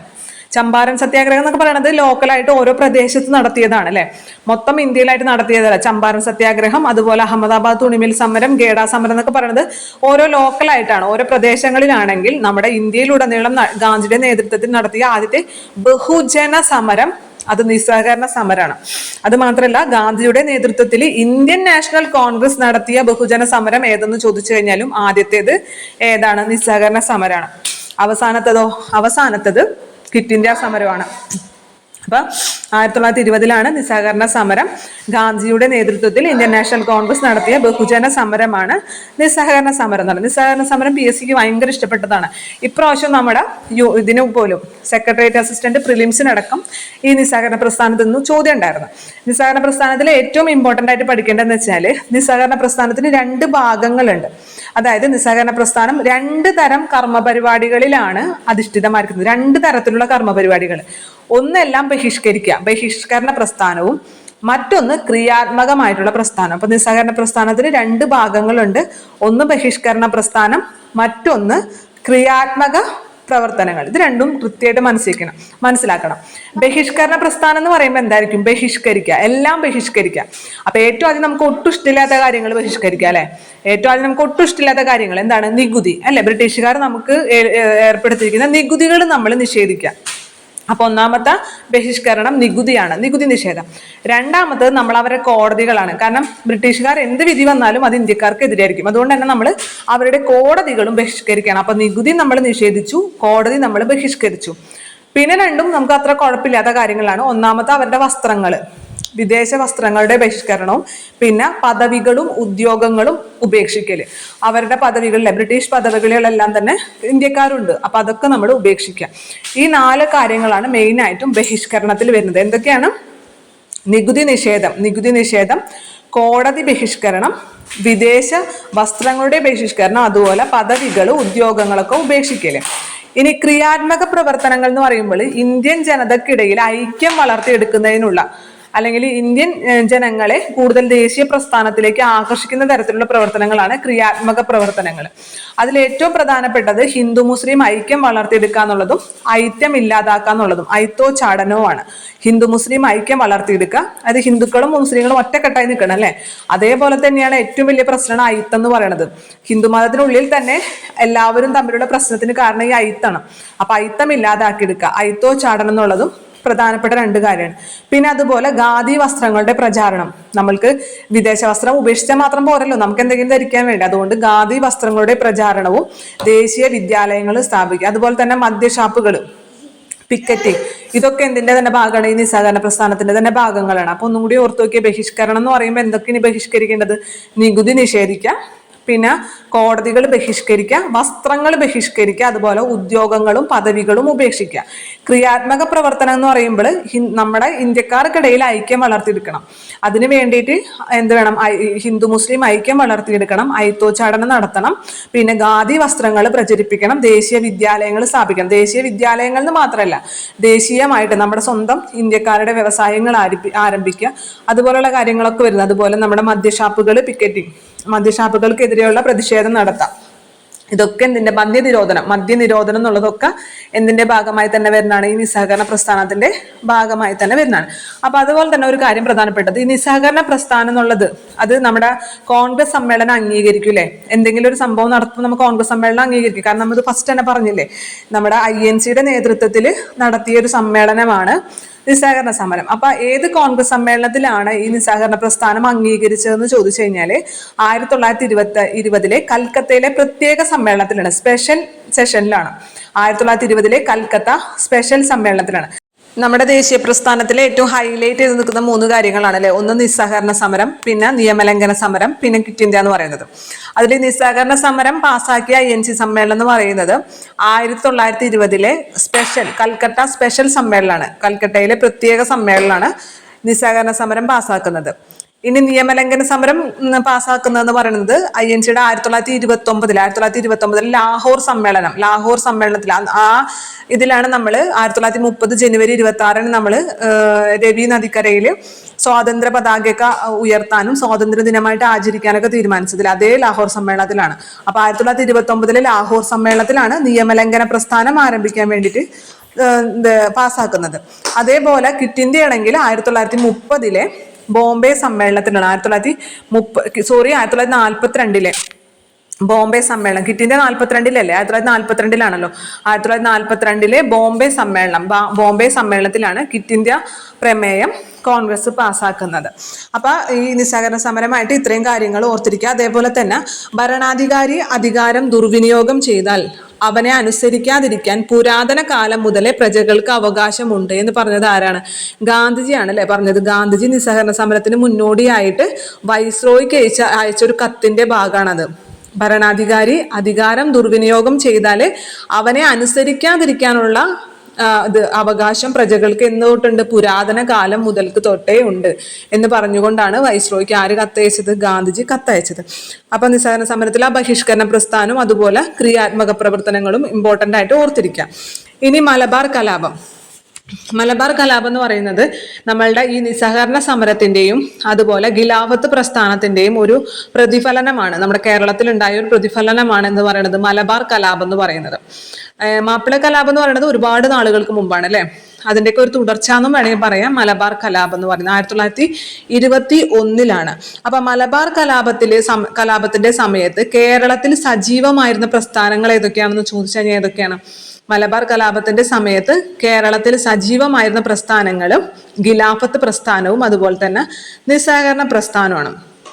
ഈ മലബാർ കലാപത്തിന്റെ കാരണം എന്ന് പറഞ്ഞു കഴിഞ്ഞാല്, അതായത് ഞാൻ ഒരുപാട് ക്ലാസ്സിൽ പറഞ്ഞിട്ടുണ്ട്, നമ്മുടെ ടിപ്പു സുൽത്താൻ ഇവിടെ കേരളം ആക്രമിക്കുന്ന സമയത്ത് ഇവിടെ നിന്നും മലബാറിൽ നിന്നും ഒരുപാട്, മലബാർ അല്ലേ ടിപ്പു സുൽത്താൻ ആക്രമിച്ച് കീഴ്പ്പെടുത്തുന്നത്. അപ്പൊ മലബാർ ആക്രമിക്കുന്ന സമയത്ത് മലബാറിൽ നിന്നും ഒരുപാട് ജമ്മിമാര്, അതായത് ബ്രാഹ്മണന്മാരൊക്കെ ഉണ്ടല്ലോ, ഉയർന്ന ജാതിയിൽപ്പെട്ടവര്, അവരെല്ലാവരും ഈ ടിപ്പു സുൽത്താന്റെ ആക്രമണത്തെ പേടിച്ചുകൊണ്ട് മലബാറിലേക്കും അതേപോലെ തന്നെ മലബാർ അല്ല മദ്രാസിലേക്കും അതുപോലെ തിരുവിതാംകൂറിലേക്കും നാട് വിട്ടു. അപ്പൊ ആ തിരുവിതാംകൂറിൽ ആ സമയത്ത് കാർത്തിക തിരുനാളായിരുന്നു ഭരണാധികാരി. അപ്പൊ ഈ കാർത്തിക തിരുനാള് ഈ മലബാറിൽ നിന്നും പേടിച്ച് വന്ന എല്ലാവർക്കും തിരുവിതാംകൂറിൽ അഭയം നൽകി. അതുകൊണ്ടാണ് കാർത്തിക തിരുനാളിനെ നമ്മൾ ധർമ്മരാജ എന്ന് വിളിക്കുന്നത്. പിന്നെ കുറെ പേര് മദ്രാസിലേക്കും പോയി. അപ്പൊ ആ സമയത്ത് നമ്മുടെ മലബാറിലെ സാധാരണ കർഷകർ എന്ന് പറയുന്നത് മാപ്പിളമാരാണ്. അപ്പൊ അവർക്ക് കുറച്ചും കൂടി സുഖമായിരുന്നു ഈ ടിപ്പു സുൽത്താന്റെ ആക്രമണത്തിന്റെ സമയത്ത്. കാരണം തങ്ങളെ ഭരിച്ചിരുന്ന ജമ്മിമാരൊക്കെ നാട് വിട്ടു പോയില്ലേ. എന്നാൽ ടിപ്പു സുൽത്താന്റെ കയ്യിൽ നിന്നും ശ്രീരംഗപട്ടണം ഉടമ്പടിയിലൂടെ ഈ സ്ഥലം ആർക്ക് കിട്ടി? മലബാർ എന്നുള്ള സ്ഥലം ബ്രിട്ടീഷുകാർക്ക് കിട്ടി. ഇതറിഞ്ഞ ജമ്മിമാർ, ഇവിടെ നിന്ന് ഓടിപ്പോയവരൊക്കെ എന്ത് ചെയ്ത് തിരിച്ചു വന്നു. എവിടേക്ക് തിരിച്ചു വന്നു? മലബാറിലേക്ക് തിരിച്ചു വന്നു. അപ്പൊ വീണ്ടും എന്ത് തുടർന്നു? ഈ മാപ്പിളമാരായിട്ടുള്ള കർഷകർക്ക് നേരെയുള്ള ഇവരുടെ ചൂഷണം വീണ്ടും തുടർന്നു. അത് മാത്രമല്ല, ആരുടെ ചൂഷണം കൂടി ഉണ്ടായിരുന്നു? ഈ ജമ്മിമാരുടെ ചൂഷണം കൂടാതെ പ്ലസ് ആരുടെയും കൂടി ചൂഷണം? ബ്രിട്ടീഷുകാരുടെ ചൂഷണം കൂടി അല്ലെ. ജമ്മിമാർ ഒരു രീതിയിൽ ചൂഷണം ചെയ്യുന്നുണ്ട്, അതുകൂടാതെ ബ്രിട്ടീഷുകാർ വേറൊരു രീതിക്ക് പലതരത്തിലുള്ള നികുതികൾ ഏർപ്പെടുത്തിക്കൊണ്ട് കർഷകരെ ചൂഷണം ചെയ്യുന്നു. അപ്പൊ നിരന്തരം നമ്മുടെ ഇവിടെ മലബാറിൽ കലാപങ്ങൾ ഉണ്ടായിക്കൊണ്ടിരുന്നു. അതിൽ ഈ മലബാർ കലാപത്തിന്റെ കാരണം എന്ന് പറയുന്നത്, ഇവിടുത്തെ ഒരു പ്രധാനപ്പെട്ട മലബാറിലെ ഒരു പ്രധാനപ്പെട്ട ജമ്മിയുടെ വീട്ടിലെ കാര്യസ്ഥനായിരുന്നു വടക്കേ വീട്ടിൽ മുഹമ്മദ് എന്ന് പറയുന്നത്. അപ്പൊ ഈ വടക്കേ വീട്ടിൽ മുഹമ്മദിനെ അയാള് ഒരു പത്തായപ്പുര കെട്ടാൻ വേണ്ടി ഏൽപ്പിച്ചു. അങ്ങനെ വടക്കേ വീട്ടിൽ മുഹമ്മദ് വളരെ പറഞ്ഞ പോലെ തന്നെ വളരെ ഭംഗിയായിട്ട് നല്ലൊരു പത്തായപ്പുരയൊക്കെ കെട്ടിക്കൊടുത്തു. പക്ഷെ ആ അയാൾ എന്താന്ന് വെച്ചാൽ അവിടുത്തെ നമ്മുടെ ഇയാളുണ്ടല്ലോ ജമ്മി, അയാളിത് സമ്മതിച്ചില്ല. അയാൾ പറഞ്ഞു ഇത് ശരിയായിട്ടില്ല, പൈസ കൊടുക്കാതിരിക്കാനുള്ള ചിലവരുടെ അടവാണല്ലോ, ഇത് ഞാൻ പറഞ്ഞ പോലെ ഒന്നും ശരിയായിട്ടില്ല, കൃത്യമായിട്ടില്ല, നന്നായിട്ടില്ല എന്ന് പറഞ്ഞിട്ട് പറഞ്ഞ പൈസയൊന്നും ആർക്ക് നൽകിയില്ല, വടക്കേ വീട്ടിൽ മുഹമ്മദിന് നൽകിയില്ല. അപ്പൊ വടക്കേ വീട്ടിൽ മുഹമ്മദ് സ്വാഭാവികമായിട്ടും അദ്ദേഹത്തിന്റെ കാര്യസ്ഥപ്പണിയൊക്കെ ഉപേക്ഷിച്ച് അദ്ദേഹം അവിടെ നിന്ന് പോന്നു, ആ ഇല്ലത്തുനിന്ന് പോന്നു. തുടർന്ന് അദ്ദേഹം ഈ ഖിലാഫത്ത് പ്രസ്ഥാനങ്ങളിലെല്ലാം സജീവമായി പ്രവർത്തിക്കാൻ തുടങ്ങി. അപ്പൊ ഇയാൾ നോക്കുമ്പോൾ ഇയാളുടെ വീട്ടിലെ കാര്യസ്ഥനാണ് വടക്കേ വീട്ടിൽ മുഹമ്മദ് എന്ന് പറയുന്നത്. അയാള് ഈ ജമ്മിമാർക്കെതിരെയുള്ള ഈ മീറ്റിങ്ങുകളിലും അതുപോലെ തന്നെ പ്രസ്ഥാനങ്ങളിലെല്ലാം തന്നെ സജീവമായിട്ട് പ്രവർത്തിച്ചുകൊണ്ടിരിക്കുന്നു. അപ്പൊ ഇയാൾക്ക് എന്ത് ചെയ്തു? ഒരു വിഷമം തോന്നി. അതുകൊണ്ട് അയാൾ എന്ത് ചെയ്തു? പോലീസിൽ പോയിട്ട് ഒരു വ്യാജമായിട്ടുള്ള പരാതി നൽകി. എന്ത് പരാതി നൽകി? തന്റെ വീട്ടിലെ തോക്ക് മോഷണം പോയെന്നും അത് മോഷ്ടിച്ചത് തന്റെ വീട്ടിലെ കാര്യസ്ഥനായിട്ടിരുന്ന ഈ വടക്കേ വീട്ടിൽ മുഹമ്മദ് ആണെന്നും പറഞ്ഞുകൊണ്ട് ഒരു വ്യാജമായിട്ടുള്ള പരാതി പോലീസിൽ നൽകി. തുടർന്ന് പോലീസുകാര് ഈ വടക്കേ വീട്ടിൽ മുഹമ്മദിനെ അറസ്റ്റ് ചെയ്തു. അതാണ് ഈ മലബാർ കലാപത്തിന് കാരണമായത്. കാരണം ഈ മലബാർ കലാപം നടക്കുന്ന സമയത്ത് ഈ വടക്കേ വീട്ടിൽ മുഹമ്മദ് എന്ന് പറയുന്നത് നമ്മുടെ ഖിലാഫത്ത് കമ്മിറ്റിയുടെ സെക്രട്ടറി ആയിരുന്നു. ഖിലാഫത്ത് കമ്മിറ്റിയുടെ പൂക്കോട്ടൂർ ഖിലാഫത്ത് കമ്മിറ്റിയുടെ സെക്രട്ടറി ആയിരുന്നു വടക്കേ വീട്ടിൽ മുഹമ്മദ് എന്ന് പറയുന്നത്. അപ്പൊ അദ്ദേഹത്തെ അറസ്റ്റ് ചെയ്തത് ഒരു പെട്ടെന്നുള്ള ഒരു കലാപത്തിന് കാരണമായി. അതേപോലെ തന്നെ ഖിലാഫത്തിന്റെ മറ്റൊരു നേതാവായിട്ടുള്ള അലി മുസ്ലിയാരെ അറസ്റ്റ് ചെയ്തു എന്നുള്ള ഒരു വ്യാജമായിട്ടുള്ള ഒരു വാർത്തയും പരന്നു. ഈ രണ്ട് കാരണങ്ങളുമാണ് പെട്ടെന്നുള്ള മലബാർ കലാപത്തിന് കാരണമായി തീർന്നത്. മലബാർ കലാപം ആരംഭിച്ച പ്രദേശങ്ങൾ എന്ന് പറയുന്നത് ഏറനാട്, വള്ളുവനാട്, പൊന്നാനി. ഇത് 3 പ്രദേശങ്ങളും ഇമ്പോർട്ടന്റ് ആണ്, PSC ചോദിക്കാറുണ്ട്. മലബാർ കലാപം ആരംഭിച്ച പ്രദേശങ്ങളാണ് ഏറനാട്, വള്ളുവനാട്, പൊന്നാനി എന്ന് പറയുന്നത്. ഏറനാട്, വള്ളുവനാട്, പൊന്നാനി. മലബാർ കലാപത്തിന് നേതൃത്വം നൽകിയ അലി മുസ്ലിയാരെയും അതുപോലെ തന്നെ വാര്യംകുന്നത്ത് കുഞ്ഞു മുഹമ്മദ് ഹാജി, അലി മുസ്ലിയാർ അതുപോലെ തന്നെ വാര്യംകുന്നത്ത് കുഞ്ഞു മുഹമ്മദ് ഹാജി, ഇവരെ രണ്ടുപേരെയും ബ്രിട്ടീഷുകാര് പിന്നീട് വധിക്കുകയാണ് ഉണ്ടായത്. മലബാർ കലാപത്തെ കുറിച്ച് അന്വേഷിക്കാൻ വന്ന കമ്മീഷനാണ് അല്ലെ വില്യം ലോഗൺ എന്നുള്ളത്. William Logan commission. വില്യം ലോഗനാണ് നമ്മുടെ മലബാർ മാനുവൽ രചിച്ചിട്ടുള്ളത്. വില്യം ലോഗനാണ് മലബാർ കലാപത്തെ കുറിച്ച് അന്വേഷിക്കാൻ വന്നത്. ഇനി വില്യം ലോഗൺ ഇല്ല എന്നുണ്ടെങ്കിൽ ഓപ്ഷനിൽ എന്തുണ്ടായിരിക്കും? ഓപ്ഷനിൽ സ്ട്രേഞ്ച് കമ്മീഷൻ ഉണ്ടായിരിക്കും അല്ലെ. സ്ട്രേഞ്ച് കമ്മീഷൻ അങ്ങനെ തരാറില്ല ഓപ്ഷനിൽ. ഇനി മലബാർ നമ്മുടെ വില്യം ലോഗൺ ഇല്ലെങ്കിൽ മാത്രം സ്ട്രേഞ്ച് കമ്മീഷൻ എഴുതാം. കാരണം ഈ മലബാർ കലാപത്തെ അല്ലെങ്കിൽ മാപ്പിള കലാപത്തെ കുറിച്ച് അന്വേഷിക്കാൻ ആദ്യം വന്നത് സ്ട്രേഞ്ച് കമ്മീഷനാണ്. പക്ഷെ വളരെ സ്ട്രേഞ്ച് ആയിട്ടുള്ള ഒരു റിപ്പോർട്ടാണ് അവർ കൊടുത്തത് അല്ലെ. അതായത് ഇവർ തമ്മിലുള്ള പ്രശ്നം ഹിന്ദു മുസ്ലിങ്ങൾ തമ്മിലുള്ള പ്രശ്നമാണ്, അല്ലാതെ മറ്റൊന്നല്ല, ഒരു വർഗീയതയാണ് എന്നുള്ള രീതിയിലാണ് സ്ട്രേഞ്ച് കമ്മീഷൻ റിപ്പോർട്ട് കൊടുത്തത്. വില്യം ലോഗൺ ആണ് കറക്റ്റ് ആയിട്ടുള്ള രീതിയിൽ ഇത് ഹിന്ദുക്കളും മുസ്ലിങ്ങളും തമ്മിലുള്ള പ്രശ്നമല്ല, പകരം ജന്മിമാരും കുടിയാന്മാരും തമ്മിലുള്ള പ്രശ്നമാണ്. അതുപോലെ ബ്രിട്ടീഷുകാരുടെ തെറ്റായ നികുതി പരിഷ്കാരങ്ങൾ മൂലമുള്ള പ്രശ്നങ്ങളാണ് മലബാറിൽ നടന്നുകൊണ്ടിരിക്കുന്നത്. ഇത് പരിഹരിക്കണമെങ്കിൽ ഭൂപരിഷ്കരണ നിയമം നടപ്പിലാക്കണം എന്നൊക്കെയാണ് വില്യം ലോഗൺ റിപ്പോർട്ട് കൊടുത്തത്. അപ്പൊ അതും അവിടെ ഓർത്തിരിക്കുക. ഇനി ഈ മലബാർ കലാപത്തെ തന്നെ തുടർന്നുണ്ടായ സംഭവമാണ് വാഗൺ ട്രാജഡി അഥവാ വാഗൺ കൂട്ടക്കൊല. രണ്ടും 1921 തന്നെയാണ്. 1921 തന്നെയാണ് വാഗൺ കൂട്ടക്കൊല അഥവാ വാഗൺ ട്രാജഡി നടക്കുന്നത്. അതായത് ഈ മലബാർ കലാപത്തെ തുടർന്നിട്ട് അറസ്റ്റ് ചെയ്തവരെ കേരളത്തിലെ ജയിലുകളിൽ താമസിപ്പിക്കാനുള്ള സ്ഥലം പോരാതെ വന്നു അല്ലെ. അപ്പൊ തുടർന്ന് ഇവരെ തിരൂരിൽ നിന്നും കോയമ്പത്തൂരിലേക്ക് കൊണ്ടുപോയി. കോയമ്പത്തൂരിന്റെ അടുത്തുള്ളൊരു ഇതിലേക്ക് കൊണ്ടുപോയി. അങ്ങനെ ബെല്ലാരി എന്ന് പറഞ്ഞ ജയിലിലേക്കാണ് കൊണ്ടുപോയത്. കൊണ്ടുപോയത് എങ്ങനെയാണ് കൊണ്ടുപോയത്? സാധാരണ ട്രെയിനിലാണ് കൊണ്ടുപോയത്, അല്ലേ, ഗുഡ്സ് വാഗനിൽ. ഗുഡ്സ് വാഗൻ എന്ന് വെച്ചാൽ ചരക്ക് തീവണ്ടിയിലാണ് കൊണ്ടുപോയത്. ഇവരെ കുത്തി നിറച്ച് 90ഓളം പേരെ ഈ തീവണ്ടിയിൽ കുത്തി നിറച്ചാണ് കൊണ്ടുപോയത്. തുടർന്ന് ഇവിടെ പോത്തന്നൂർ എന്ന് പറഞ്ഞ സ്റ്റേഷനിൽ എത്തിയിട്ട് തീവണ്ടിയിൽ തുറന്നു നോക്കിയപ്പോൾ എന്താണ്, ഈ 90 പേര് കൊണ്ടുപോയവരിൽ 72ഓളം പേര് മരിച്ചിരിക്കുന്നു. ബാക്കിയുള്ളവർ മരണത്തോട് മല്ലിട്ടുകൊണ്ടിരിക്കുകയാണ്. ഈ സംഭവമാണ് വാഗൺ ട്രാജഡി എന്നുള്ള പേരിൽ അറിയപ്പെടുന്നത്. ഇതിനെ തന്നെയാണ് ബ്ലാക്ക് ഹോൾ ഓഫ് പോത്തന്നൂർ എന്ന പേരിൽ വിശേഷിപ്പിച്ചത്. ആരാണ് വിശേഷിപ്പിച്ചത്? സുമിത് സർക്കാർ അല്ലെ. സുമിത് സർക്കാരാണ് ഈ സംഭവത്തെ ബ്ലാക്ക് ഹോൾ ഓഫ് പോത്തന്നൂർ എന്ന് വിശേഷിപ്പിച്ചത്. കാരണം പോത്തന്നൂർ എന്ന് പറഞ്ഞ സ്റ്റേഷനിൽ വെച്ചിട്ടാണ് തുറന്നു നോക്കിയപ്പോൾ ഈ സംഭവം കണ്ടത്. ഇനി ഇതെന്നാണ് നടന്നത്? ഡേറ്റ് കൂടി പഠിക്കണം. വർഷം മാത്രം പഠിച്ചാൽ പോരാ, ഡേറ്റും കൂടി പഠിച്ചു വെക്കണം. 1921 നവംബർ 10 1921 നവംബർ 10 ഈ സംഭവം നടന്നത്. ഇനി ഇതിന് നേതൃത്വം നൽകിയത്, അല്ലെങ്കിൽ ഇവരെ ഇങ്ങനെ ട്രെയിനിൽ ഗുഡ്സ് വാഗനിൽ കുത്തി നിറച്ചുകൊണ്ട് കൊണ്ടുപോകാൻ നേതൃത്വം നൽകിയ ഒരു വ്യക്തി ഉണ്ടായിരിക്കുമല്ലോ. അയാളുടെ പേരാണ് ഹിച്ച്കോക്ക് എന്നുള്ളത്. ഹിച്ച്കോക്ക്. അപ്പൊ ഹിച്ച്കോക്ക് എന്ന് പറയുമ്പോൾ നമ്മൾ കോച്ച് എന്നുള്ള പോലെ വരില്ലേ, നമ്മൾ തീവണ്ടിയിലൊക്കെ കോച്ചുകൾ എന്നല്ലേ പറയാം. അപ്പൊ ഹിച്ച്കോക്കാണ് ഇതിന് നേതൃത്വം നൽകിയതെന്നും കൂടി അവിടെ ഓർത്തിരിക്കുക. അതുപോലെ ഇതിനെക്കുറിച്ച് പഠിക്കാൻ വന്ന, ഈ വാഗൺ ട്രാജഡിയെ കുറിച്ച് പഠിക്കാൻ വന്ന കമ്മീഷനാണ് AR നേപ്പ് കമ്മീഷൻ എന്നുള്ളത്. AR നേപ്പ് കമ്മീഷൻ എന്നുള്ളത് ഇതിനെക്കുറിച്ച് പഠിക്കാൻ വന്ന കമ്മീഷനാണെന്നുള്ള കാര്യം കൂടിയും അവിടെ ഓർത്തിരിക്കണം. പിന്നെ നമ്മൾ അതിൻ്റെ ഇടയിൽ പറയാമെന്ന് പറഞ്ഞ കാര്യം മലബാർ ജില്ലാ കോൺഗ്രസ് സമ്മേളനങ്ങൾ അല്ലെ. 5 മലബാർ ജില്ലാ കോൺഗ്രസ് സമ്മേളനങ്ങളാണ് നടന്നിട്ടുള്ളത് 1916 മുതൽ 20 വരെ. 1916, 1917, 1918, 1919, 1920 ഇങ്ങനെ 5 മലബാർ ജില്ലാ കോൺഗ്രസ് സമ്മേളനങ്ങളാണ് നടന്നിട്ടുള്ളത്.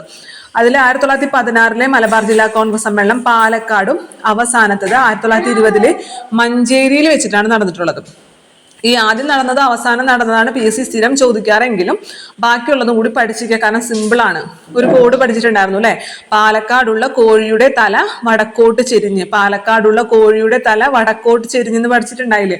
പാലക്കാട്, കോഴിക്കോട്, തല എന്നുള്ളത് തലശ്ശേരി, വടക്കോട്ട് എന്നുള്ളത് വടകര, വടക്കോട്ട് എന്നുള്ളത് വടകര, ചെരിഞ്ഞ് എന്നുള്ളത് മഞ്ചേരി, ചെരിഞ്ഞ് എന്നുള്ളത് മഞ്ചേരി. ഇങ്ങനെ 5 സ്ഥലത്താണ്. പാലക്കാട്, കോഴിക്കോട്, തലശ്ശേരി, വടകര, മഞ്ചേരി. ഈ മഞ്ചേരിയിലാണ് അവസാനം നടന്നത്. മഞ്ചേരിയിൽ വെച്ച് നടക്ക മാത്രമല്ല, അതിൽ ഇവർ പരസ്പരം തെറ്റിപ്പിരിഞ്ഞു. നമ്മുടെ ആനി ബസന്തും കൂട്ടാളികളും ഇതിൽ നിന്നും, ഈ സമ്മേളനത്തിൽ നിന്നും ഇറങ്ങിപ്പോയി. അതുകൊണ്ട് തന്നെ ഇതിനെ നമ്മളെ കേരളത്തിലെ സൂററ്റ് എന്നാണ് വിശേഷിപ്പിക്കുന്നത്. സൂററ്റ് സമ്മേളനത്തെ കുറിച്ച് നമുക്കറിയാലോ. INCയുടെ സൂററ്റ് സമ്മേളനത്തിൽ വെച്ചിട്ടാണ് അല്ലെ നമ്മുടെ ഇത് മിതവാദികളും തീവ്ര ദേശീയവാദികളും തമ്മിൽ ഇതുപോലെ തന്നെ തെറ്റിപ്പിരിയുന്നതും പിളർപ്പുണ്ടാകുന്നതും. അതുകൊണ്ട് തന്നെ കേരളത്തിലെ സൂററ്റ് എന്നാണ് 1920 മഞ്ചേരി കോൺഗ്രസ് സമ്മേളനത്തെ കുറിച്ച് അറിയപ്പെടുന്നത്. അതും അവിടെ നോട്ട് ചെയ്തേക്കുക. ഇനി ഈ മഞ്ചേരി കോൺഗ്രസ് സമ്മേളനത്തിന്റെ അധ്യക്ഷൻ എന്ന് പറയുന്നത് നമ്മുടെ കസ്തൂരി രംഗ അയ്യങ്കാർ ആയിരുന്നു. കസ്തൂരി രംഗ അയ്യങ്കാർ ആണ് മലബാർ ജില്ല നമ്മുടെ അവസാനം നടന്ന മഞ്ചേരി കോൺഗ്രസ് സമ്മേളനത്തിന്റെ അധ്യക്ഷൻ എന്ന് പറയുന്നത്. അതുപോലെ ഏറ്റവും ആദ്യത്തെ സമ്മേളനത്തിന്റെ അധ്യക്ഷൻ ആനി ബസന്ത് ആയിരുന്നു. ഫസ്റ്റ് സമ്മേളനത്തിന്റെ അധ്യക്ഷൻ ആനി ബസന്ത് ആയിരുന്നു. എവിടെ വെച്ചിട്ടാണ്? പാലക്കാട് വെച്ചിട്ടാണ് നടന്നത്. അവസാനത്തത് മഞ്ചേരിയിലാണ് അധ്യക്ഷൻ. ആദ്യത്തെ അവസാനത്തെ അധ്യക്ഷൻ പഠിച്ചു വെക്കുക. ആദ്യത്തത് ആനി ബസന്ത് ആയിരുന്നു പാലക്കാട് വെച്ച് നടന്നപ്പോൾ. അവസാനത്തത് മഞ്ചേരിയിൽ വെച്ച് നടന്നപ്പോൾ ആരായിരുന്നു? കസ്തൂരി രംഗ അയ്യങ്കാർ ആയിരുന്നു. പിന്നെ അതേപോലെ തന്നെ നമ്മുടെ SCERT ടെക്സ്റ്റ് ബുക്കിൽ ഈ 1920 മഞ്ചേരി കോൺഗ്രസ് സമ്മേളനം ഉണ്ടായിരുന്നല്ലോ. അതിൽ ചർച്ച ചെയ്ത വിഷയങ്ങൾ എടുത്തു പറഞ്ഞിട്ടുണ്ട്. അതിൽ ചർച്ച ചെയ്ത വിഷയങ്ങൾ എന്ന് പറയുന്നത് ഭരണപരിഷ്കരണം, കുടിയാൻ പ്രശ്നം, ഖിലാഫത്ത്. ഭരണപരിഷ്കരണം, കുടിയാൻ പ്രശ്നം, ഖിലാഫത്ത്. ഈ 3 കാര്യമാണ്. ഭരണപരിഷ്കരണം, കുടിയാൻ പ്രശ്നം, ഖിലാഫത്ത്. ഈ 3 കാര്യങ്ങളാണ് 1920 മഞ്ചേരി കോൺഗ്രസ് സമ്മേളനത്തിൽ ചർച്ച ചെയ്തതെന്നും കൂടി അവിടെ ഓർത്തു വെക്കണം. പിന്നെ അതിനുശേഷമാണ് പിന്നെ KPCC 1920 നമ്മുടെ നാഗ്പൂർ സമ്മേളനത്തിലാണ് പ്രാദേശിക അടിസ്ഥാനത്തിൽ നമ്മുടെ ഒറ്റ INC മാത്രം പോരാ, പ്രാദേശിക അടിസ്ഥാനത്തിലും കൂടി ജില്ലാ കോൺഗ്രസ് കമ്മിറ്റികൾ വേണം അല്ലെ എന്നതിന്റെ അടിസ്ഥാനത്തിൽ നമ്മൾ 1921 KPCC നമ്മുടെ ഇവിടെ കേരള പ്രൊവിൻഷ്യൽ കോൺഗ്രസ് കമ്മിറ്റി അത് രൂപീകരിക്കുന്ന 1921 ഏപ്രിൽ 23 അതിന്റെ ആദ്യത്തെ സമ്മേളനം നടക്കുന്നത്. അപ്പൊ 1920 മലബാർ ജില്ലാ കോൺഗ്രസ് സമ്മേളനം അവസാനിച്ചു അല്ലെ. തുടർന്ന് 1921 എന്ത് വരാണ്? KPCC വരാണ്, കേരള പ്രൊവിൻഷ്യൽ കോൺഗ്രസ് കമ്മിറ്റിയുടെ ആദ്യത്തെ സമ്മേളനം 1921 ഏപ്രിൽ 23 ഒറ്റപ്പാലത്ത് വെച്ചിട്ടാണ് നടക്കുന്നത്. അതിന്റെ അധ്യക്ഷൻ T പ്രകാശം, നമ്മൾ ആന്ധ്രാകേശരി എന്ന് പറയുന്ന T പ്രകാശമായിരുന്നു ഒറ്റപ്പാലത്ത് വെച്ച് നടന്ന പ്രഥമ KPCC സമ്മേളനത്തിന്റെ, കേരള പ്രൊവിൻഷ്യൽ കോൺഗ്രസ് കമ്മിറ്റിയുടെ ആദ്യ സമ്മേളനത്തിന്റെ അധ്യക്ഷൻ എന്ന് പറയുന്നത്. 1921 ഈ കേരള പ്രൊവിൻഷ്യൽ കോൺഗ്രസ് കമ്മിറ്റിയുടെ സമ്മേളനം പോലെ പിന്നെ ഇമ്പോർട്ടൻ്റ് ഉള്ളത് 1928 സമ്മേളനമാണ്, പയ്യന്നൂരിൽ വെച്ച് നടന്നത്. 1928 പയ്യന്നൂരിൽ വെച്ച് നടന്ന സമ്മേളനം. അതിന്റെ പ്രത്യേകത എന്തായിരുന്നു? നെഹ്റു ആയിരുന്നു അല്ലെ അതിന്റെ അധ്യക്ഷ സ്ഥാനം വഹിച്ചത്. നെഹ്റു ആയിരുന്നു, ജവഹർലാൽ നെഹ്റു ആയിരുന്നു ആ സമ്മേളനത്തിൽ അധ്യക്ഷത വഹിച്ചത്. അപ്പൊ നമ്മുടെ കേരള പ്രൊവിൻഷ്യൽ കോൺഗ്രസ് കമ്മിറ്റിയുടെ ആദ്യത്തെ സമ്മേളനം 1921 ഒറ്റപ്പാലത്ത് വെച്ചാണ് നടന്നത്. ആന്ധ്ര കേസരി എന്നറിയപ്പെടുന്ന T പ്രകാശമാണ് അതിന്റെ അധ്യക്ഷത വഹിച്ചത്. അതേപോലെ 1928 KPCC കോൺഗ്രസ് സമ്മേളനത്തിന്റെ അധ്യക്ഷൻ ആരായിരുന്നു? നെഹ്റു ആയിരുന്നു. പയ്യന്നൂരിൽ വെച്ചിട്ടാണ് നടന്നത് എന്നുള്ള കാര്യം കൂടി ഓർത്തിരിക്കണം. നമുക്ക് തിരിച്ച് SCRT വരാം. അടുത്തത് ചൗരിചൗര സംഭവമാണ്. 1921 അല്ലേ നമ്മൾ പറഞ്ഞു കഴിഞ്ഞത്. 1921 മലബാർ കലാപവും അതുപോലെ തന്നെ വാഗൺ ട്രാജഡിയും പറഞ്ഞു. അടുത്തതായിട്ട് ചൗരിചൗര സംഭവം. ചൗരിചൗര സംഭവം എന്താണെന്ന് അറിയാലോ എല്ലാവർക്കും. ചൗലെ 2 ച വരുന്നുണ്ട്, അതുപോലെ 2 വരുന്നുണ്ട്. 1922 ചൗരിചൗര സംഭവം നടന്നത്. ഈ ചൗരിചൗര എന്ന് പറഞ്ഞത് എവിടെയാണ് ഏത് സംസ്ഥാനത്താണ്? ഉത്തർപ്രദേശിലാണ് ചൗരിചൗര എന്ന് പറയുന്നത്. അതായത് നമ്മുടെ ഈ നിസ്സഹകരണ സമരമൊക്കെ നല്ല കൊടുമ്പിരി കൊണ്ടിരിക്കുന്ന സമയമായിരുന്നു. ആ സമയത്ത് ബ്രിട്ടീഷ് ഭരണാധികാരികളുടെ ദുഷ്ചെയ്തികൾക്കെതിരെ 3000-ലധികം കർഷകർ, നിരായുധരായിട്ടുള്ള, ഒരു യാതൊരു ആയുധങ്ങളും ഇല്ലാത്ത നിരായുധരായിട്ടുള്ള കർഷകർ ഒരു ജാഥ നടത്തിക്കൊണ്ടിരിക്കുകയായിരുന്നു. ഈ ജാഥയ്ക്ക് നേരെ പോലീസുകാർ വെടിവെച്ചപ്പോൾ ഈ ജനങ്ങൾക്ക് ദേഷ്യം വന്നു. കാരണം ഇവർ യാതൊരു അക്രമാസക്തമായ ഒന്നുമല്ലായിരുന്നു, ജസ്റ്റ് ഒരു ജാഥ മാത്രം നടത്തായിരുന്നു. അതിന് നേരെയാണ് പോലീസുകാർ വെടിവെച്ചത്. അപ്പൊ 3000-ഓളം പേരുണ്ടല്ലേ. ഇവര് തിരിച്ച് പോലീസിനെ ആക്രമിക്കാൻ വന്നപ്പോൾ പോലീസുകാർ പേടിച്ചോടിപ്പോയിട്ട് എന്ത് ചെയ്തു? ഒരു പോലീസ് സ്റ്റേഷനിൽ കയറിയിട്ട്, അവരുടെ അടുത്ത് തന്നെയുള്ള പോലീസ് സ്റ്റേഷനിൽ തന്നെ കയറിയിട്ട് ഉള്ളിൽ നിന്ന് ഡോറ് ലോക്ക് ചെയ്തു. അപ്പൊ ഇവരെന്ത് ചെയ്തു? ഇവര് പുറത്തുനിന്ന് ലോക്ക് ചെയ്തിട്ട് ആ പോലീസ് സ്റ്റേഷന് തീ വെച്ചു. അങ്ങനെ SI ഉൾപ്പെടെ 22-ഓളം പോലീസുകാരാണ് അവിടെ വെന്തു മരിച്ചത്. ഈ സംഭവമാണ് ചൗരിചൗര സംഭവം എന്ന് അറിയപ്പെട്ടത്. അപ്പൊ ഇതേ തുടർന്ന് നമ്മുടെ ഗാന്ധിജി എന്ത് ചെയ്തു? നിസ്സഹകരണ പ്രസ്ഥാനം ഒറ്റയടിക്ക് അങ്ങോട്ട് പിൻവലിച്ചു അല്ലെ. 1922 ഫെബ്രുവരി 5 ഈ ചൗരിചൗര സംഭവം നടക്കുന്നത്. തുടർന്ന് 1922 തന്നെ ഫെബ്രുവരി 11 ഗാന്ധിജി നിസ്സഹകരണ പ്രസ്ഥാനം പിൻവലിച്ചു. 11 പിൻവലിച്ചെങ്കിലും 12 കൂടിയിട്ട് ഈ നിസ്സഹകരണ പ്രസ്ഥാനത്തിന്റെ മുഴുവൻ പ്രവർത്തനങ്ങൾ ഒറ്റയടിക്ക് അങ്ങോട്ട് നിർത്തിവെച്ചു. ഫെബ്രുവരി 12 കൂടി മാർച്ച് 10 അദ്ദേഹം അറസ്റ്റ് ചെയ്യപ്പെടുകയും ചെയ്തു. 1922 മാർച്ച് 10 അറസ്റ്റ്. കാരണം അദ്ദേഹം ആരംഭിച്ച നിസ്സഹകരണ പ്രസ്ഥാനമാണല്ലോ ഇത്രയധികം പോലീസുകാരുടെ മരണത്തിന് കാരണമാക്കിയത്. അപ്പൊ തുടർന്ന് അദ്ദേഹത്തെ യെർവാദ ജയിലിലാണ് തടവിലാക്കപ്പെടുന്നത്. ഇനി ഈ ചൗരിചൗര സംഭവത്തെ തുടർന്നിട്ട് നിസ്സഹകരണ പ്രസ്ഥാനത്തെ ഹിമാലയൻ ബ്ലെൻഡർ എന്നാണ്. ഹിമാലയൻ ബ്ലെൻഡർ നമ്മ ആനമണ്ടത്തരം എന്ന് പറയുന്ന പോലെ ഹിമാലയൻ ബ്ലെൻഡർ എന്നാണ് ഗാന്ധിജി വിശേഷിപ്പിച്ചത്. ചൗരിചൗര സംഭവത്തെ തുടർന്നിട്ട് അദ്ദേഹം ആരംഭിച്ച നിസ്സഹകരണ പ്രസ്ഥാനത്തെയാണ് ഗാന്ധിജി ഹിമാലയൻ ബ്ലെൻഡർ എന്ന് വിശേഷിപ്പിച്ചത്. അതേപോലെ തന്നെ ഈ ഒറ്റയടിക്ക് നിസ്സഹകരണ പ്രസ്ഥാനം പിൻവലിച്ചത് വലിയ രീതിയിലുള്ള പ്രശ്നങ്ങൾക്ക് കാരണമായില്ലേ, വലിയ രീതിയിലുള്ള നമ്മുടെ നേതാക്കൾക്കിടയിൽ തന്നെ. കാരണം ഈ നിസ്സഹകരണ പ്രസ്ഥാനവുമായി ബന്ധപ്പെട്ട് ഒരുപാട് പേര് ജോലിയൊക്കെ ഉപേക്ഷിച്ച്, നമ്മുടെ ഗവൺമെന്റ് സർവീസിൽ ഇരുന്നവരെല്ലാം തന്നെ അവരുടെ ഉദ്യോഗങ്ങളും പദവികളെല്ലാം ഉപേക്ഷിച്ചിട്ടാണ് ഈ പ്രസ്ഥാനത്തോട് കൂടി ചേർന്ന് വന്ന് പ്രവർത്തിക്കുന്നത്. അപ്പൊ അവരോടൊന്നും ചോദിക്കാതെ നമ്മുടെ ഗാന്ധിജി ഒറ്റയടിക്ക് ഈ പ്രസ്ഥാനം പിൻവലിച്ചത് വലിയ രീതിയിലുള്ള നേതാക്കൾക്കിടയിൽ പോലും വലിയ രീതിക്കുള്ള അസംതൃപ്തിക്കും വിയോജിപ്പിനും കാരണമായി തീർന്നിട്ടുണ്ട്. അതുകൊണ്ട് ഇതിനൊരു ദേശീയ ദുരന്തം അല്ലെ ഒരു ദേശീയ ദുരന്തം എന്ന് വിശേഷിപ്പിച്ചത് ആരാണ്? അത് നമ്മുടെ സുഭാഷ് ചന്ദ്രബോസ് ആണ്. ഈ സംഭവത്തെ, ഈ നിസ്സഹകരണ പ്രസ്ഥാനത്തെ പിൻവലിച്ചതിനെ ദേശീയ ദുരന്തം എന്ന് വിശേഷിപ്പിച്ചത് സുഭാഷ് ചന്ദ്ര ബോസുമാണെന്ന് അവിടെ നിന്ന് ഓർത്തിരിക്കണം. അപ്പൊ ഇതാണ് ചൗരി ചൗര സംഭവം എന്ന് പറയുന്നത്. ഇനി അതിനുശേഷം പിന്നെ നമുക്കവിടെ വൈക്കം സത്യാഗ്രഹത്തെ കുറിച്ചാണ് നമ്മുടെ ടെക്സ്റ്റ് ബുക്കിൽ പറഞ്ഞിട്ടുള്ളത്. അതിനുശേഷം ഇമ്പോർട്ടന്റ് ആയിട്ട് 1923 സ്വരാജ് പാർട്ടി വരുന്നുണ്ട് അല്ലെ. ഇതിൽ നിന്ന് കുറെ പേര് ഈ സംഭവത്തോടു കൂടി നമ്മുടെ നിസ്സഹകരണ പ്രസ്ഥാനം പിൻവലിച്ചതോടു കൂടിയിട്ട് കുറെ പേര് ഇതിൽ നിന്ന് വിട്ടുപോവുകയും നമ്മുടെ കോൺഗ്രസിൽ നിന്ന് വിട്ടുപോവുകയും തുടർന്ന് മറ്റൊരു പാർട്ടി ആരംഭിച്ചു അല്ലെ. INC വിട്ടുപോയിട്ട് സ്വരാജ് പാർട്ടി എന്ന് പറഞ്ഞിട്ട് മറ്റൊരു പാർട്ടി ആരംഭിച്ചു. 1923 ജനുവരി 1 ആരംഭിച്ചത്. തൊട്ടടുത്ത വർഷം 1923 ജനുവരി 1 ഈ സ്വരാജ് പാർട്ടി രൂപീകരിക്കുന്നത്. സ്വരാജ് പാർട്ടിയുടെ സ്ഥാപക നേതാക്കൾ എന്ന് പറയുന്നത് ആരാണ്? CR ദാസും മോത്തിലാൽ നെഹ്റു ആണ്. CR ദാസും മോത്തിലാൽ നെഹ്റുവും കൂടിയിട്ടാണ് ഇങ്ങനെ സ്വരാജ് പാർട്ടി എന്ന് പറഞ്ഞിട്ട് രൂപീകരിക്കുന്നത്. ഈ INC-യിൽ ഈ നിസ്സഹകരണ പ്രസ്ഥാനം പിൻവലിച്ചപ്പോൾ ഞാൻ പറഞ്ഞില്ലേ കുറെ നേതാക്കൾക്ക് ഇതിന് വിയോജിപ്പുണ്ടായിരുന്നു. അവരപ്പോൾ INC വിട്ടുകൊണ്ട് എന്ത് രൂപീകരിച്ചു? സ്വരാജ് പാർട്ടി രൂപീകരിച്ചു. അപ്പൊ സ്വരാജ് പാർട്ടിയിൽ അവർ ലക്ഷ്യം വെക്കാന്ന് വെച്ച് കഴിഞ്ഞാല് ഇതിന്റെ, അതായത് ഈ ബ്രിട്ടീഷുകാരിൽ നിന്നും മാറി നിൽക്കല്ല വേണ്ടത്, അവരുടെ ഇതില് നിയമനിർമ്മാണ സഭകളിലെല്ലാം തന്നെ അംഗമായിക്കൊണ്ട് അവരുടെ ഉള്ളിൽ തന്നെ നിന്നുകൊണ്ട് ഇതിനെതിരെ പോരാടണം, അവർ നിർമ്മിക്കുന്ന നിയമങ്ങൾക്കെതിരെ പ്രതിഷേധിക്കണം എന്നാണ് സ്വരാജ് പാർട്ടിയിലെ നേതാക്കളുടെ കാഴ്ചപ്പാടെന്ന് പറയുന്നത്. അതുപോലെ ഇന്ത്യക്ക് ഒരു ഭരണഘടന വേണമെന്നുള്ള ആശയം ആദ്യം മുന്നോട്ട് വെച്ച രാഷ്ട്രീയ പാർട്ടി ഏതെന്ന് ചോദിച്ചാൽ നമ്മൾ പഠിക്കാറുണ്ടല്ലേ, സ്വരാജ് പാർട്ടിയാണെന്ന്. ഇന്ത്യക്ക് ഭരണഘടന വേണം എന്ന് ആദ്യം പറഞ്ഞത് MN റോയ് ആണ്. MN റോയ് ആണ് ഇന്ത്യക്ക് ഒരു ഭരണഘടന വേണമെന്നുള്ള ആശയം ആദ്യം മുന്നോട്ട് വെച്ച വ്യക്തി.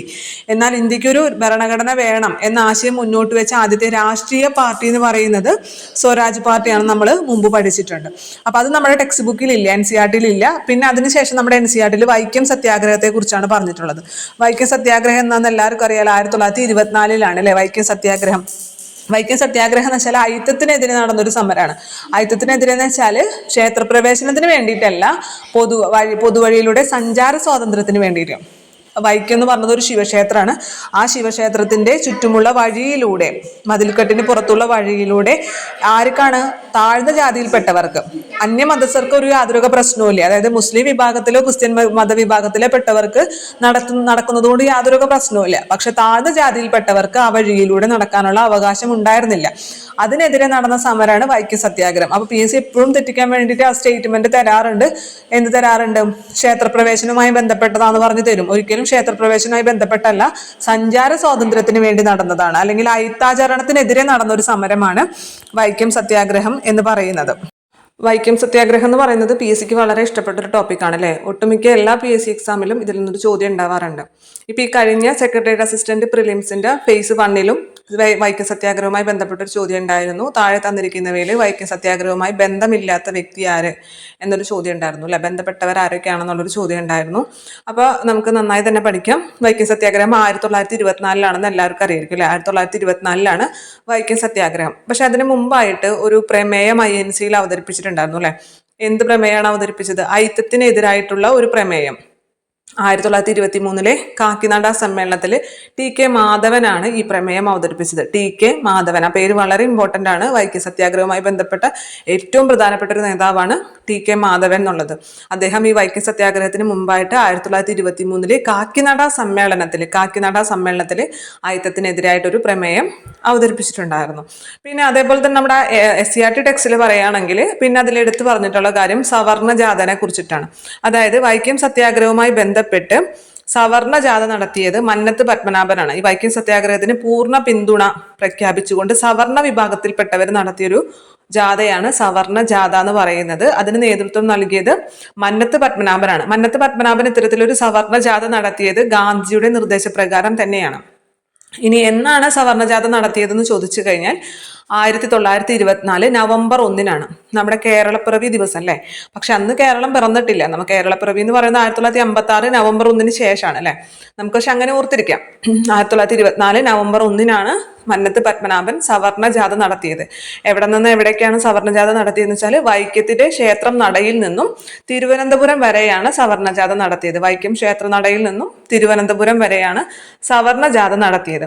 പിന്നെ അതേപോലെ തന്നെ ഈ സവർണ ജാഥയുമായി ബന്ധപ്പെട്ട് ഒരു എന്താണ് പറയാ, ഒരു ഒരു നിവേദനം ഈ സവർണ ജാഥയിൽ തന്നെ അവർ സമർപ്പിച്ചിട്ടുണ്ടായിരുന്നു. ആർക്കാണ് സമർപ്പിച്ചതെന്ന് ചോദിച്ചു കഴിഞ്ഞാൽ സേതു ലക്ഷ്മിബായിക്കാണ് സമർപ്പിച്ചത്. സേതു ലക്ഷ്മിബായിക്കാണ് ഇത്തരത്തിലൊരു നിവേദനം എല്ലാവർക്കും വേണ്ടി തുറന്നു കൊടുക്കണം, വൈക്കം ക്ഷേത്രത്തിലെ എല്ലാ വഴികളും എല്ലാ വിഭാഗത്തിൽപ്പെട്ടവർക്കും വേണ്ടി തുറന്നു കൊടുക്കണം എന്നാവശ്യപ്പെട്ടുകൊണ്ട് ഒരു നിവേദനം സമർപ്പിച്ചിട്ടുണ്ടായിരുന്നു. അത് നമ്മുടെ റാണി സേതു ലക്ഷ്മിബായിക്കാണ് സമർപ്പിച്ചത്. ഈ വൈക്കം സത്യാഗ്രഹം തുടങ്ങുന്ന സമയത്ത് ശ്രീമൂലം തിരുനാളായിരുന്നു. പിന്നെ അദ്ദേഹം നാട് നീങ്ങിയതാണ് അല്ലെ പറയാം, മരണപ്പെട്ടു എന്നല്ല പറയാം, നാട് നീങ്ങി. പിന്നെ അതിനുശേഷമാണ് റാണി സേതു ലക്ഷ്മിബായി വരുന്നത്. അപ്പൊ വൈക്കം സത്യാഗ്രഹം തീരുന്ന സമയത്ത് റാണി സേതു ലക്ഷ്മിബായി ആണ്. ആ റാണി സേതു ലക്ഷ്മിബായിക്ക് തന്നെയാണ് ഈ നിവേദനം സമർപ്പിച്ചത്. പിന്നെ അതേപോലെ തന്നെ ടെക്സ്റ്റ് ബുക്കിൽ ഒരു കൃതിനെ കുറിച്ച് പറയുന്നുണ്ട്. അതായത് അമ്മ എന്ന് പറഞ്ഞൊരു കഥ. അമ്മ എന്ന് പറഞ്ഞ കഥ ഓർമ്മക്കുറിപ്പിൽ നിന്ന് എടുത്തിട്ടുള്ളതാണ്. ഈ ഓർമ്മക്കുറിപ്പ് നമ്മുടെ വൈക്കം മുഹമ്മദ് ബഷീറിന്റെയാണ്. അപ്പൊ എന്താന്ന് വെച്ചാല് വൈക്കം സത്യാഗ്രഹത്തിന് ആവേശം പകരാൻ ഗാന്ധിജി വൈക്കത്തെത്തിയ സംഭവം വിവരിച്ചുകൊണ്ട് വൈക്കം മുഹമ്മദ് ബഷീർ രചിച്ചിട്ടുള്ള കൃതിയാണ് ഓർമ്മക്കുറിപ്പ്. ഓർമ്മക്കുറിപ്പിലെ അമ്മ എന്നുള്ള കഥ. അപ്പൊ വൈക്കം സത്യാഗ്രഹത്തിന് എന്ത് പകരാൻ, ആവേശം പകരാൻ വേണ്ടിയിട്ട് ഗാന്ധിജി എത്തിയില്ലേ. ആദ്യം ഗാന്ധിജി വന്നത് 1920 കേരളത്തിലേക്ക്, നമ്മുടെ ഖിലാഫത്ത് പ്രസ്ഥാനത്തിന്റെയൊക്കെ പ്രചരണാർത്ഥം. രണ്ടാമത് വന്നത് 1925. അപ്പൊ ഈ ഗാന്ധിജി വൈക്കം സത്യാഗ്രഹത്തിന് ആവേശം പകരാൻ എത്തിയതുമായി ബന്ധപ്പെട്ട് ഉണ്ടായ സംഭവങ്ങളെല്ലാം ഉൾപ്പെടുത്തിക്കൊണ്ട് വൈക്കം മുഹമ്മദ് ബഷീറിന്റെ കഥയാണ് അമ്മ എന്നുള്ളത്. അത് ഓർമ്മക്കുറിപ്പിലാണ് ഉള്ളത്. അതും കൂടി ഇവിടെ നോട്ട് ചെയ്തിരിക്കുക, കാരണം SCERT പറഞ്ഞിട്ടുള്ള കാര്യമാണ്. പിന്നെ അതേപോലെ തന്നെ SCERT പറയാത്തൊരു കാര്യമാണ്, നമ്മുടെ വൈക്കം സത്യാഗ്രഹവുമായി ബന്ധപ്പെട്ട് ഗാന്ധിജി കേരളത്തിലെത്തി എന്ന് പറഞ്ഞു അല്ലെ. അങ്ങനെ കേരളത്തിലെത്തിയിട്ട് ഇതിന്റെ ഒരു ചർച്ചയ്ക്ക് വെച്ചപ്പോഴും ഗാന്ധിജിക്ക് ഒരു മനയിലേക്ക് ഇത് പ്രവേശനം നിഷേധിക്കപ്പെട്ടു. അതായത് ഈ അവർണറുമായിട്ട് സമ്പർക്കം പുലർത്തി എന്നൊക്കെ ഒരു കാരണം പറഞ്ഞുകൊണ്ട് ഒരു മനയിലേക്ക് പ്രവേശിക്കുന്നത് ഗാന്ധിജിക്ക് വിലക്കിയിട്ടുണ്ടായിരുന്നു. എന്നിട്ട് ഗാന്ധിജി ആ മനയുടെ പുറത്തിരുന്നിട്ടും അവിടുത്തെ മെയിൻ ആൾ അതിൻ്റെ അകത്തിരുന്നിട്ടാണ് ചർച്ച നടത്തിയത്. അപ്പൊ ഏത് മനയാണെന്ന് ചോദിച്ചാൽ ഇണ്ടം തുരുത്തി മനയാണ്. ഇണ്ടം തുരുത്തി മനയിലേക്കാണ് ഈ അവർണരുമായിട്ട് ഗാന്ധിജി സമ്പർക്കം പുലർത്തി എന്ന് പറഞ്ഞുകൊണ്ട് പ്രവേശനം നിഷേധിച്ചത് എന്നുള്ള കാര്യം കൂടിയും അവിടെ ജസ്റ്റ് ഒന്ന് ഓർത്തിരിക്കാം. ഇനി വൈക്കം സത്യാഗ്രഹത്തില് ഏറ്റവും തുടങ്ങുന്നത് എങ്ങനെയാണ്? തുടങ്ങുന്നത് 3 പേരുണ്ടാവും അല്ലെ. ഒരാള് ഈ നമ്മുടെ ഏറ്റവും താഴ്ന്ന പുലയ വിഭാഗത്തിൽപ്പെട്ട ഒരാളായിരിക്കും. അടുത്ത ആളെന്ന് പറയുന്നത് ഈഴവനായിരിക്കും. മൂന്നാമത്തെ ആളെന്ന് പറയുന്നത് നായർ സമുദായത്തിലൊരു വ്യക്തിയായിരിക്കും. അങ്ങനെ ഇവര് 3 പേരും കൂടി, അതായത് അന്നത്തെ കാലത്ത് ഏറ്റവും താഴ്ന്ന ജാതി എന്ന് കരുതപ്പെട്ടിരുന്ന പുലയ വിഭാഗത്തിൽ നിന്നും, പിന്നെ ഈഴവൻ, പിന്നെ നായർ, ഇങ്ങനെ 3 വിഭാഗത്തിൽ നിന്നുള്ള ഓരോ വ്യക്തികളെ സെലക്ട് ചെയ്തിട്ട് ഇവരെന്ത് ചെയ്യും, നമ്മുടെ വൈക്കം ക്ഷേത്രത്തിലേക്ക് പ്രവേശിക്കാൻ പോകും. അപ്പൊ അവിടെ ഒരു സെക്യൂരിറ്റി പോലെ ഒരു കാവൽക്കാരനുണ്ട്. അപ്പൊ അയാൾ തടഞ്ഞിട്ട് പറയും സവർണന് മാത്രമേ അകത്തേക്ക് പ്രവേശനമുള്ളൂ എന്ന് പറയും. അപ്പൊ ഇവർ പറയും ഇല്ല, ഞങ്ങൾ 3 പേരും കൂടി ഒരുമിച്ച് കിടക്കുള്ളൂ എന്ന് പറഞ്ഞ് അവിടെ വെച്ചൊരു സംഘർഷം ഉണ്ടാവും. തുടർന്ന് പോലീസ് അറസ്റ്റ് ചെയ്ത് നീക്കും. 2ാം തവണയും ഇത് ആവർത്തിക്കും. ഇതായിരുന്നു വൈക്കം സത്യാഗ്രഹത്തിന്റെ ഒരു രീതി എന്ന് പറയുന്നത്. അപ്പൊ ആദ്യത്തെ ദിവസം പോയവരുടെ പേര് പഠിക്കണം: കുഞ്ഞാപ്പി, ബാഹുലേയൻ, ഗോവിന്ദ പണിക്കർ. കുഞ്ഞാപ്പി, ബാഹുലേയൻ, ഗോവിന്ദ പണിക്കർ. കുഞ്ഞാപ്പി എന്ന് പറയുന്നത് പുലയ വിഭാഗത്തിൽ നിന്നും, ബാഹുലേയൻ എന്ന് പറയുന്നത് ഈഴവ സമുദായത്തിൽ നിന്നും, ഗോവിന്ദ പണിക്കർ എന്ന് പറയുന്നത് നായർ വിഭാഗത്തിൽ നിന്നുള്ള വ്യക്തികളായിരുന്നു. അപ്പൊ ആരാണ് ഫസ്റ്റത്തെ ദിവസം പോയത്? കുഞ്ഞാപ്പി, ബാഹുലേയൻ, ഗോവിന്ദ പണിക്കർ. കുഞ്ഞാപ്പി, ബാഹുലേയൻ, ഗോവിന്ദ പണിക്കർ. പിന്നെ നമ്മൾ നേരത്തെ പറഞ്ഞ ചോദ്യം തന്നെ, ഇതുമായി ബന്ധപ്പെട്ട പ്രധാന നേതാക്കൾ എന്ന് പറയുന്നത് നമ്മൾ ഓൾറെഡി പറഞ്ഞു. TK മാധവന്റെ പേര് പറഞ്ഞു, മന്നത്ത് പത്മനാഭന്റെ പേര് പറഞ്ഞു അല്ലെ, സവർണജാഥ നടത്തിയ മന്നത്ത് പത്മനാഭന്റെ പേര് പറഞ്ഞു. പിന്നെ അതേപോലെ തന്നെ KP കേശവമേനോൻ. ഈ TK മാധവനും KP കേശവമേനോനാണ് ഏറ്റവും പ്രധാനപ്പെട്ട നേതാക്കൾ എന്ന് പറയുന്നത്. TK മാധവനും KP കേശവമേനോനും. പിന്നെ അതേപോലെ നമ്മുടെ K കേളപ്പൻ അറിയാലോ. കേളപ്പൻ നമ്മുടെ ഗുരുവായൂർ സത്യാഗ്രഹവും വൈക്കം സത്യാഗ്രഹവും ഉപ്പ് നിയമലംഘനവും ഒക്കെ ബന്ധപ്പെട്ട ഒരു പ്രധാനപ്പെട്ട കേരളത്തിലെ നേതാവായിരുന്നില്ല. അപ്പൊ അതുകൊണ്ട് തന്നെ വൈക്കം സത്യാഗ്രഹത്തിലും കേളപ്പന് പങ്കുണ്ട്. പിന്നെ നമ്മൾ ഇത് പറഞ്ഞില്ലേ, ശിവക്ഷേത്രമാണെന്ന് പറഞ്ഞില്ലേ ഇത്. അപ്പൊ അത് വെച്ചിട്ട് 2 പേരുകൾ കണക്ട് ചെയ്ത് പഠിക്കുക. ഒന്ന് പരമേശ്വരൻ പിള്ള, ചങ്ങനാശ്ശേരി പരമേശ്വരൻ പിള്ള. പരമേശ്വരൻ എന്ന് പറയുന്നത് ശിവനെയാണ് അല്ലെ, പരമേശ്വരൻ പിള്ള. അതേപോലെ കൂരൂർ നീലകണ്ഠ പിള്ള, നീലകണ്ഠൻ എന്നറിയപ്പെടുന്നതും ശിവനെയാണ്. അപ്പൊ ശിവക്ഷേത്രത്തിന് ചുറ്റുമുള്ള വഴിയിലൂടെയുള്ള പ്രവേശനത്തിനല്ലേ, അല്ലെങ്കിൽ സഞ്ചാര സ്വാതന്ത്ര്യത്തിനല്ലേ. അപ്പൊ അതുകൊണ്ട് ആ പേര് വെച്ച് കണക്ട് ചെയ്ത് പഠിക്കുക, മറന്നു പോകാതിരിക്കാനാണ്. ഒന്ന് ചങ്ങനാശ്ശേരി പരമേശ്വരൻ പിള്ളയും മറ്റൊന്ന് കൂരൂർ നീലകണ്ഠ പിള്ളയും. ചങ്ങനാശ്ശേരി പരമേശ്വരൻ പിള്ള, കൂരൂർ നീലകണ്ഠ പിള്ള. പിന്നെ ഒന്ന് CV കുഞ്ഞിരാമനാണ്, CV കുഞ്ഞിരാമൻ. അപ്പൊ ഇത്രയും പേരാണ് ഈ വൈക്കം സത്യാഗ്രഹവുമായി ബന്ധപ്പെട്ട ഏറ്റവും പ്രധാനപ്പെട്ട നേതാക്കൾ. ആരൊക്കെയാണ്? ഒന്ന് TK മാധവനും KP കേശവമേനോനും. TK മാധവനും KP കേശവമേനോനും. പിന്നെ നമ്മ പറഞ്ഞ മന്നത്ത് പത്മനാഭനും കെ കേളപ്പനും. പിന്നെ ശിവന്റെ പേരുമായി ബന്ധപ്പെട്ട രണ്ട് പേരുകൾ ചങ്ങനാശ്ശേരി പരമേശ്വരൻ പിള്ളയും കൂരൂർ നീലകണ്ഠ പിള്ളയും. കൂരൂർ നീലകണ്ഠ പിള്ളയും. പിന്നെ ഉള്ളത് CV കുഞ്ഞിരാമൻ. CV കുഞ്ഞിരാമൻ. അപ്പൊ ഇത്രയും പേരാണ് നമ്മുടെ വൈക്കം സത്യാഗ്രഹവുമായി ബന്ധപ്പെട്ട ഏറ്റവും പ്രധാനപ്പെട്ട നേതാക്കൾ. ഈ ഓപ്ഷൻ തന്നെയാണ് നമുക്ക് എക്സാമിന് തന്നിട്ടുണ്ടായിരുന്നതും. പിന്നെ ഈ വൈക്കം സത്യാഗ്രഹത്തിന് നമ്മുടെ ആരുടെ ശ്രീനാരായണ ഗുരുവിന്റെ പൂർണ്ണമായിട്ടുള്ള പിന്തുണ ഉണ്ടായിരുന്നു. അദ്ദേഹത്തിന്റെ ഒരു മഠം വിട്ടുകൊടുത്തിട്ടുണ്ടായിരുന്നു സത്യാഗ്രഹികൾക്ക് വേണ്ടിയിട്ട്. ഏത് മഠാണ്? വെല്ലൂർ മഠാണ് അല്ലെ. വെല്ലൂർ മഠം. ഈ നമ്മുടെ വൈക്കം സത്യാഗ്രഹത്തിന് ശ്രീനാരായണ ഗുരുവിന്റെ അന്ന് മാത്രമല്ല, ലോകത്തിലെ ഇന്ത്യയിലെ പല ഭാഗത്തു നിന്നുള്ള എല്ലാവരുടെയും സപ്പോർട്ടും എന്തിനുണ്ടായിരുന്നു? ഈ വൈക്കം സത്യാഗ്രഹത്തിന് ഉണ്ടായിരുന്നു. അതുകൊണ്ടാണ് പഞ്ചാബിൽ നിന്നും അകാലികൾ എത്തുന്നതും അവര് നമ്മുടെ ഈ വൈക്കം സത്യാഗ്രഹത്തിൽ പങ്കെടുക്കുന്നവർക്ക് ഭക്ഷണം വിളമ്പിയതു അല്ലെ. ആ അകാലികളുടെ നേതാവാണ് ലാൽ സിംഗ് എന്ന് പറയുന്നത്. ലാൽ സിംഗ്. അപ്പൊ വൈക്കം സത്യാഗ്രഹികൾക്ക് സൗജന്യമായിട്ടുള്ള ഭക്ഷണശാല തുറന്നവര് പഞ്ചാബിൽ നിന്നുള്ള അകാലികളായിരുന്നു. ആ പഞ്ചാബിൽ നിന്നുള്ള അകാലികളുടെ നേതാവാണ് ലാൽ സിംഗ് എന്നുള്ളത്. അതേപോലെ തന്നെ നമ്മൾ നേരത്തെ പറഞ്ഞില്ലേ വൈക്കം സത്യാഗ്രഹവുമായി ബന്ധപ്പെട്ട് സവർണ ജാഥ നടത്തി എന്ന് പറഞ്ഞില്ലേ. അതേപോലെ തന്നെ ഒരു ജാഥ ഒരാളും കൂടി നടത്തിയിട്ടുണ്ടായിരുന്നു. മധുരയിൽ നിന്നും വൈക്കത്തേക്ക് ജാഥ നടത്തിയത് EV രാമസ്വാമി നായ്ക്കറാണ്. മധുരയിൽ നിന്നും വൈക്കത്തേക്ക് വൈക്കം സത്യാഗ്രഹത്തിന് പിന്തുണ പ്രഖ്യാപിച്ചുകൊണ്ട് മധുരയിൽ നിന്ന് വൈക്കത്തേക്ക് ജാഥ നടത്തിയത് EV രാമസ്വാമി നായ്ക്കരാണ്. അദ്ദേഹത്തെയാണ് നമ്മൾ വൈക്കം ഹീറോ, വൈക്കം വീരർ, അതുപോലെ പെരിയോർ എന്ന പേരുകളിലൊക്കെ നമ്മൾ പറയുന്നത് EV രാമസ്വാമി നായ്ക്കരാണ്. അപ്പൊ ആ പേരും കൂടി അവിടെ ഓർത്തേക്കണം. EV രാമസ്വാമി നായ്ക്കർ എന്നുള്ള പേരും കൂടിയും അവിടെ നിങ്ങൾ ഒന്ന് ഓർത്തേക്കണം. പിന്നെ ഗാന്ധിജിയുടെ പ്രേരണയാൽ വൈക്കം സത്യാഗ്രഹ ക്യാമ്പ് സന്ദർശിച്ചൊരു ദേശീയ നേതാവുണ്ട്. ഗാന്ധിജിയുടെ പ്രേരണയാൽ വൈക്കം സത്യാഗ്രഹ ക്യാമ്പ് സന്ദർശിച്ച ഒരു ദേശീയ നേതാവാണ് ആചാര്യ വിനോബ ഭാവെ എന്നുള്ളത്. അപ്പൊ ഇത്രയും കാര്യങ്ങളാണ് നമുക്ക് അവിടെ വൈക്കം സത്യാഗ്രഹവുമായി ബന്ധപ്പെട്ട് ഓർത്തിക്കാനുള്ളത്. ഇനി വൈക്കം സത്യാഗ്രഹം അവസാനിച്ചത് എന്നാണ്? വൈക്കം സത്യാഗ്രഹം അവസാനിച്ചത് 1925 നവംബർ 23 അവസാനിച്ചത്. 1924 മാർച്ച് 30 ആരംഭിച്ച വൈക്കം സത്യാഗ്രഹം. എന്നാണ് ആരംഭിച്ചത്? 1924 മാർച്ച് 30 ആരംഭിച്ച വൈക്കം സത്യാഗ്രഹം അവസാനിച്ചത് 1925 നെക്സ്റ്റ് ഇയർ 1925 നവംബർ 23 അവസാനിച്ചത്. അപ്പൊ എത്ര ദിവസം? 603 ദിവസം നീണ്ടു നിന്നു.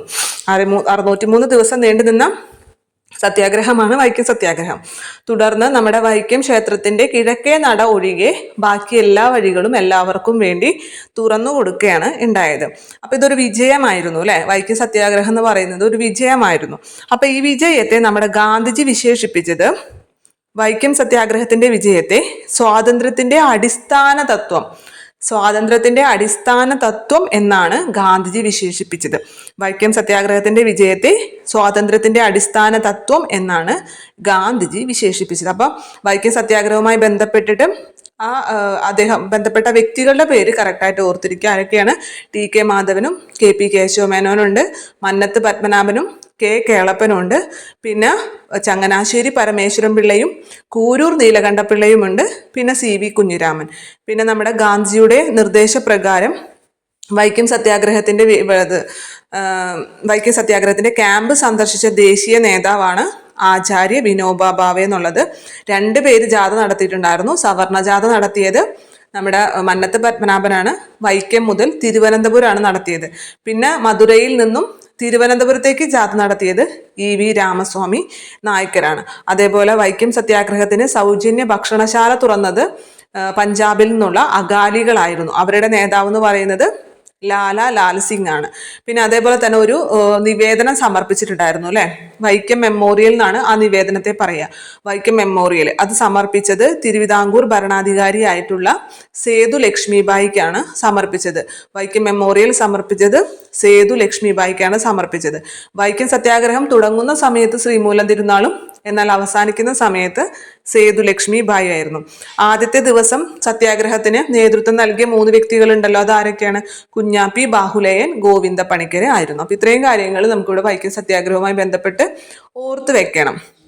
ഇനി അടുത്ത് നമ്മളുടെ വൈക്കം സത്യാഗ്രഹം കഴിഞ്ഞാൽ പിന്നെ നമ്മുടെ SCERT ടെക്സ്റ്റിൽ ഹിന്ദുസ്ഥാൻ റിപ്പബ്ലിക്കൻ അസോസിയേഷനെ കുറിച്ച് പറയുന്നുണ്ട്. ഹിന്ദുസ്ഥാൻ റിപ്പബ്ലിക്കൻ അസോസിയേഷൻ, അത് നമ്മുടെ കേരളത്തിലല്ല അല്ലെ, ദേശീയ തലത്തിൽ ഉണ്ടായ ഒരു സംഘടനയാണ് Hindustan republic association, HRA. Hindustan republic association എന്ന് പറയുന്നത് അത് രൂപീകരിച്ചത് ആരൊക്കെയാണ്? തീവ്ര ദേശീയവാദികളാണ് അല്ലെ അത് രൂപീകരിച്ചത്. നമ്മുടെ ഭഗത് സിംഗ്, രാജ്ഗുരു, സുഖദേവ്, പിന്നെ അതുപോലെ ചന്ദ്രശേഖർ ആസാദ്. ആരൊക്കെ ചേർന്നിട്ടാണ് ഹിന്ദുസ്ഥാൻ റിപ്പബ്ലിക് അസോസിയേഷൻ രൂപീകരിച്ചത്? തീവ്ര ദേശീയവാദികളായിട്ടുള്ള ചന്ദ്രശേഖർ ആസാദ്, ഭഗത് സിംഗ്, രാജ്ഗുരു, സുഖദേവ്. ഹിന്ദുസ്ഥാൻ റിപ്പബ്ലിക് അസോസിയേഷന്റെ ലക്ഷ്യം എന്തായിരുന്നു? യുവജനങ്ങളെ സമരസജ്ജരാക്കുക എന്നുള്ളതായിരുന്നു. കാരണം ഇവരൊക്കെ യുവാക്കളാണ് അല്ലെ, ഭഗത് സിംഗും അതെ, സുഖദേവും അതെ, അതുപോലെ രാജ്ഗുരു ആണെങ്കിലും ചന്ദ്രശേഖർ ആസാദ് ഒക്കെ യുവാക്കളായിരുന്നു, അധികം ഏജൊന്നും ഇല്ലാത്തവരായിരുന്നു. അപ്പൊ ഇവര് ഇതിലേക്ക് വന്നിട്ട് ഇങ്ങനൊരു രാഷ്ട്രീയ പാർട്ടി രൂപീകരിച്ചത്, ഇങ്ങനൊരു സംഘടന രൂപീകരിച്ചതിന്റെ ലക്ഷ്യം എന്ന് പറയുന്നത് തന്നെ യുവജനങ്ങളെ സമരസജ്ജരാക്കുക എന്നതായിരുന്നു. അപ്പൊ പല ലക്ഷ്യങ്ങളും തരും. അപ്പൊ ഈ ലക്ഷ്യം ഓർത്തിരിക്കുക, യുവജനങ്ങളെ സമരസജ്ജരാക്കുക എന്നുള്ളതായിരുന്നു ഹിന്ദുസ്ഥാൻ റിപ്പബ്ലിക് അസോസിയേഷന്റെ ലക്ഷ്യം. ചന്ദ്രശേഖർ ആസാദ്, ഭഗത് സിംഗ്, രാജ്ഗുരു, സുഖദേവ് ഇവരൊക്കെ ചേർന്നിട്ടാണ് ഇങ്ങനൊരു സംഘടന രൂപീകരിക്കുന്നത്. അതിനുശേഷം നിയമലംഘന സമരത്തെ കുറിച്ചാണ് പറയുന്നത്. നിയമലംഘന സമരം അല്ലെ, അത് അതിനുള്ള പ്രമേയം പാസ്സാക്കിയത് ഏത് INC സമ്മേളനത്തിലാണ്? 1929 ലാഹോർ സമ്മേളനത്തിൽ. 1929 ലാഹോർ സമ്മേളനത്തിലാണ് ഇങ്ങനെ ഗാന്ധിയുടെ നേതൃത്വത്തിൽ നിയമലംഘന പ്രസ്ഥാനം തുടങ്ങാൻ തീരുമാനിച്ചത്. നിയമലംഘന പ്രസ്ഥാനത്തിന്റെ ലക്ഷ്യം എന്ന് പറയുന്നത് എന്തായിരുന്നു?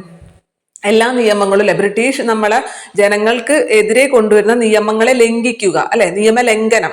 നിസ്സഹകരണം എന്ന് പറഞ്ഞു കഴിഞ്ഞാല് അവരോട് നിസ്സഹകരണം അല്ലെ, അതായത് എല്ലാം ഉപേക്ഷിക്കുക, ബഹിഷ്കരിക്കുക. രണ്ട് പ്രവർത്തന മേഖലകളാണ് നിസ്സഹകരണ പ്രസ്ഥാനത്തിന് ഉണ്ടായിരുന്നത്. ഒന്ന് ബഹിഷ്കരണവും പിന്നൊന്ന് ക്രിയാത്മക പ്രവർത്തനവും. നമ്മൾ ഓൾറെഡി പറഞ്ഞതാണ് അല്ലെ.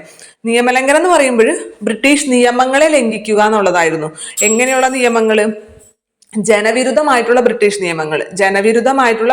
നിയമങ്ങളെ ലംഘിക്കുക എന്നുള്ളതായിരുന്നു നിയമലംഘന പ്രസ്ഥാനത്തിന്റെ ലക്ഷ്യം എന്ന് പറയുന്നത്.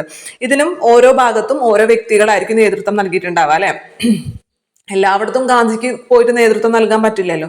അപ്പൊ ഇന്ത്യയുടെ പല ഭാഗങ്ങളിലും പലരാണ് ഇതിന് നേതൃത്വം നൽകിയത്. ഇന്ത്യയുടെ വടക്ക് പടിഞ്ഞാറൻ ഭാഗം എന്ന് പറയുമ്പോൾ നമ്മുടെ ഈ പാകിസ്ഥാന്റെ ഭാഗമായിട്ട് വരും അല്ലെ. ഇന്ത്യയുടെ വടക്ക് പടിഞ്ഞാറൻ ഭാഗം എന്ന് പറയുന്നത് ആ പ്രദേശങ്ങളിൽ ഈ നിയമലംഘന പ്രസ്ഥാനത്തിന് നേതൃത്വം നൽകിയ വ്യക്തിയാണ് ഖാൻ അബ്ദുൽ ഗാഫർ ഖാൻ എന്ന് പറയുന്നത്. അദ്ദേഹത്തെ നമ്മൾ എന്ത് പേരിൽ പറയാറുണ്ട്? അതിർത്തി ഗാന്ധി എന്നുള്ള പേരിൽ പറയാറുണ്ട് അല്ലെ. അതിർത്തി ഗാന്ധി എന്ന പേരിലാണ് അദ്ദേഹത്തെ വിശേഷിപ്പിക്കാറ്. അപ്പം ഇന്ത്യയുടെ വടക്ക് പടിഞ്ഞാറൻ പ്രദേശങ്ങളിൽ നിയമലംഘന പ്രസ്ഥാനത്തിന് നേതൃത്വം നൽകിയത് ഖാൻ അബ്ദുൽ ഗാഫർ ഖാൻ ആണ്.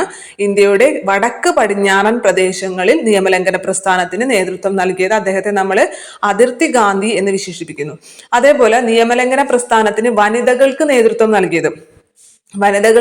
നൽകിയത് ആരായിരിക്കും? സരോജിനി നായിഡു അല്ലെ. സരോജിനി നായിഡു ആണ് വനിതകൾക്ക് നേതൃത്വം നൽകിയത്. അവരെ നമ്മളൊരു പേരിൽ പറയാറുണ്ടല്ലോ, എന്താണ്? ഇന്ത്യയുടെ വാനമ്പാടി എന്നറിയപ്പെടുന്നത് സരോജിനി നായിഡു ആയിരുന്നു.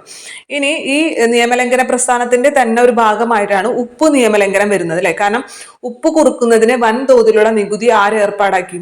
ബ്രിട്ടീഷ് ഗവൺമെന്റ് ഏർപ്പെടുത്തി. ഉപ്പ് കുറുക്കണം എന്നുണ്ടെങ്കിൽ വലിയ രീതിയിലുള്ള നികുതി അടയ്ക്കണം. അപ്പൊ ഇതിനെതിരെയാണ് ഉപ്പ് നിയമലംഘനം വരുന്നത്. ഈ നിയമലംഘനത്തിന്റെ തന്നെ ഭാഗമായിട്ടാണ് ഉപ്പ് സത്യാഗ്രഹം വരുന്നത്. ഉപ്പ് സത്യാഗ്രഹം 1930 തന്നെയാണ് ഉപ്പ് സത്യാഗ്രഹം. ഉപ്പ് സത്യാഗ്രഹത്തില് നിയമലംഘനത്തിന്റെ പ്രതീകം എന്തായിരുന്നു? ഉപ്പായിരുന്നു. നിയമലംഘനത്തിന്റെ പ്രതീകം അവിടെ ഉപ്പായിരുന്നു. ഉപ്പുണ്ടാക്കുന്നതിന് ഇന്ത്യക്കാർക്ക് നൽകേണ്ടി വന്നിരുന്ന നികുതി ബ്രിട്ടീഷ് സർക്കാർ ഇരട്ടിയാക്കിയതിൽ പ്രതിഷേധിച്ച് ഉപ്പ് നിയമം ലംഘിക്കാൻ ഗാന്ധിയുടെ നേതൃത്വത്തിൽ തീരുമാനിച്ചു. ഉപ്പിനെ സമരായുധമാക്കിയാൽ ബഹുജന പ്രക്ഷോഭം കൂടുതൽ ശക്തിയാർജിക്കുമെന്ന തിരിച്ചറിവിൽ ഗാന്ധിജി ഉപ്പ് സത്യാഗ്രഹ ജാഥ ആരംഭിക്കാൻ തീരുമാനിച്ചു. എവിടെ നിന്നാണ് ഉപ്പ് സത്യാഗ്രഹ ജാഥ ആരംഭിച്ചത്? സബർമതി ആശ്രമത്തിൽ നിന്നാണ് ഉപ്പ് സത്യാഗ്രഹ ജാഥ ആരംഭിച്ചത്. എത്ര പേരുണ്ടായിരുന്നു ഈ ഉപ്പ് സത്യാഗ്രഹ ജാഥയ്ക്ക്?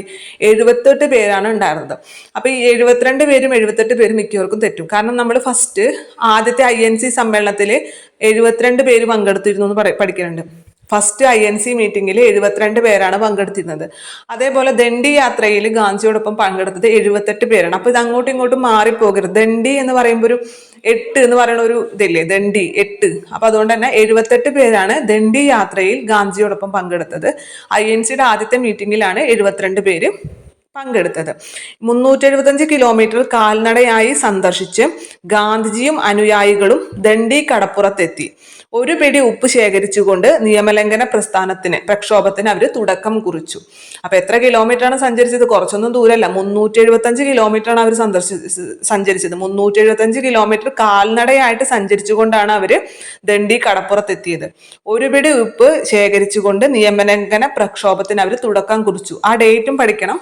1930 ഏപ്രിൽ 6 നമ്മൾ മുമ്പ് പറഞ്ഞിട്ടുണ്ടായിരുന്നു അല്ലെ ഇക്കാര്യം. കാരണം ഏപ്രിൽ 6 എന്നുള്ളത് ഗാന്ധിജിക്ക് കുറച്ച് ഇഷ്ടപ്പെട്ട ഡേറ്റ് ആണെന്ന് പറഞ്ഞു. കാരണം നമ്മളുടെ റൗലറ്റ് നിയമം, അത് ആ കരിനിയമത്തിനെതിരെ കരിദിനമായിട്ട് ആചരിക്കാൻ ഗാന്ധിജി ആഹ്വാനം ചെയ്തത് 1919 ഏപ്രിൽ 6 കരിദിനമായിട്ട് ആചരിക്കാൻ ഗാന്ധിജി ആഹ്വാനം ചെയ്തത്, റൗലറ്റ് നിയമത്തിനെതിരെ കരിദിനമായിട്ട് ആചരിക്കാൻ ഗാന്ധിജി ആഹ്വാനം ചെയ്തത് 1919 ഏപ്രിൽ 6 അതേപോലെ തന്നെ ഇവിടെ ഉപ്പ് കുറുക്കിക്കൊണ്ട്, ഒരു പിടി ഉപ്പ് കുറുക്കിയെടുത്തുകൊണ്ട് നിയമലംഘന പ്രക്ഷോഭത്തിന് തുടക്കം കുറിച്ചതും ഏപ്രിൽ 6 തന്നെയാണ്. 1930 ഏപ്രിൽ 6 ഓർത്തേക്കാം.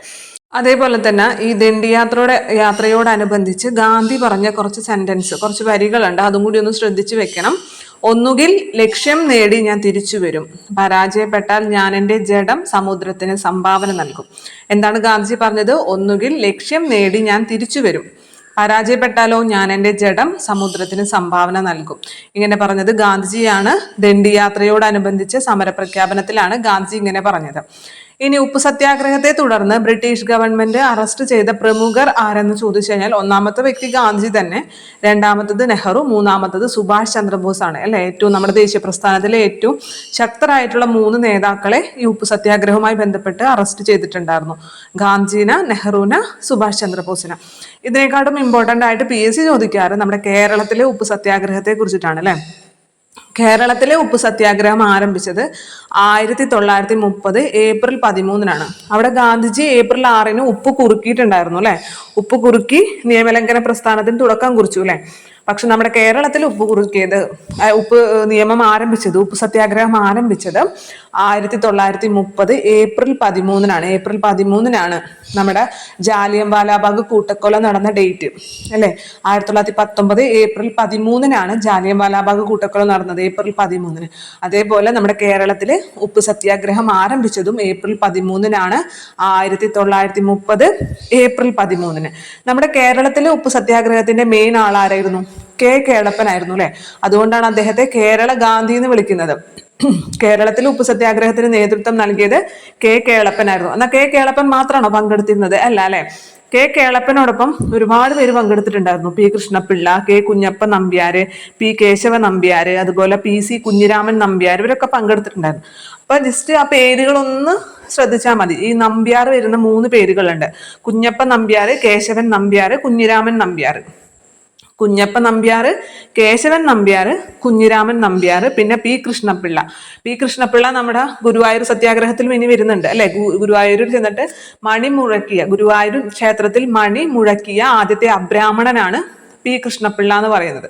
അത് നമുക്ക് അവിടെ ചർച്ച ചെയ്യാം. അപ്പൊ ഇവരൊക്കെ കേളപ്പനോടൊപ്പം പങ്കെടുത്തു. ഇവര് കേളപ്പനോടൊപ്പം പങ്കെടുത്തവരാണ്. ഇതല്ലാതെ മറ്റ് പലരും പങ്കെടുത്തിട്ടുണ്ടായിരുന്നു. അതിൽ നമ്മൾ പറയാൻ വിട്ട ഒരു കാര്യമാണ് നമ്മുടെ ഗാന്ധിജിയുടെ ദണ്ഡിയാത്രയിൽ, ഗാന്ധിജി നടത്തിയ ദണ്ഡിയാത്രയിൽ പങ്കെടുത്ത മലയാളികൾ എന്ന് പറയുന്നത് 4 പേരുണ്ട്. C. കൃഷ്ണൻ നായർ, ടൈറ്റസ്, ശങ്കരൻ എഴുത്തച്ഛൻ, രാഘവ പൊതുവാള്.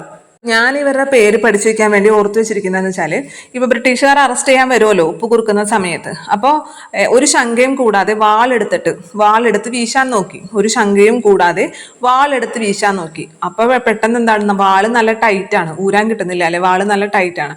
അപ്പൊ കൃഷ്ണാന്നും വിളിച്ചിട്ട് ഒറ്റ ഓട്ടോടി, ഭഗവാനെ കൃഷ്ണ എന്ന് പറഞ്ഞിട്ട് ഒറ്റ ഓട്ടോടി എന്നാണ്. ഞാൻ ജസ്റ്റ് മൈൻഡിൽ, അപ്പൊ നമുക്ക് ആ പേരുകൾ കാണുമ്പോൾ നമുക്ക് ഓർമ്മ വരും അല്ലെ. ഒരു ശങ്കയും കൂടാതെ വാളെടുത്ത് വീശാൻ നോക്കി. അപ്പൊ ശങ്ക എന്നതിൽ നിന്നും ശങ്കരൻ എഴുത്തച്ഛൻ. ഇനി വാള് എന്നുള്ളത് പൊതുവാളാണ്, രാഘവ പൊതുവാള്. പക്ഷെ എന്താണ്, വാള് ടൈറ്റ് ആയിരുന്നു അല്ലെ, ഊരാൻ കിട്ടിയില്ല. ടൈറ്റസ്, പിന്നെ കൃഷ്ണ എന്ന് വിളിച്ചുകൊണ്ടല്ലേ അപ്പൊ നമ്മൾ പേടിച്ചോടിയത്. അപ്പൊ സി കൃഷ്ണൻ നായർ, സി കൃഷ്ണൻ നായർ. നിങ്ങൾ എന്തെങ്കിലും ഒരു കോഡ് വെച്ച് നിങ്ങൾ തന്നെ സ്വയമായിട്ട് അത് കണക്ട് ചെയ്ത് വെക്കാം. നമ്മുടെ ഗാന്ധിജിയോടൊപ്പമുള്ള ദണ്ഡിയാത്രയിൽ പങ്കെടുത്തവരാണ്. നമ്മുടെ കേരളത്തിലെ ദണ്ഡിയാത്ര അല്ല പറയുന്നത്, ഗാന്ധിജിയോടൊപ്പം ദണ്ഡിയാത്രയിൽ പങ്കെടുത്ത മലയാളികളാണ് ഏതൊക്കെ? ശങ്കരൻ എഴുത്തച്ഛൻ, രാഘവ പൊതുവാള്, ടൈറ്റസ്, സി കൃഷ്ണൻ നായർ.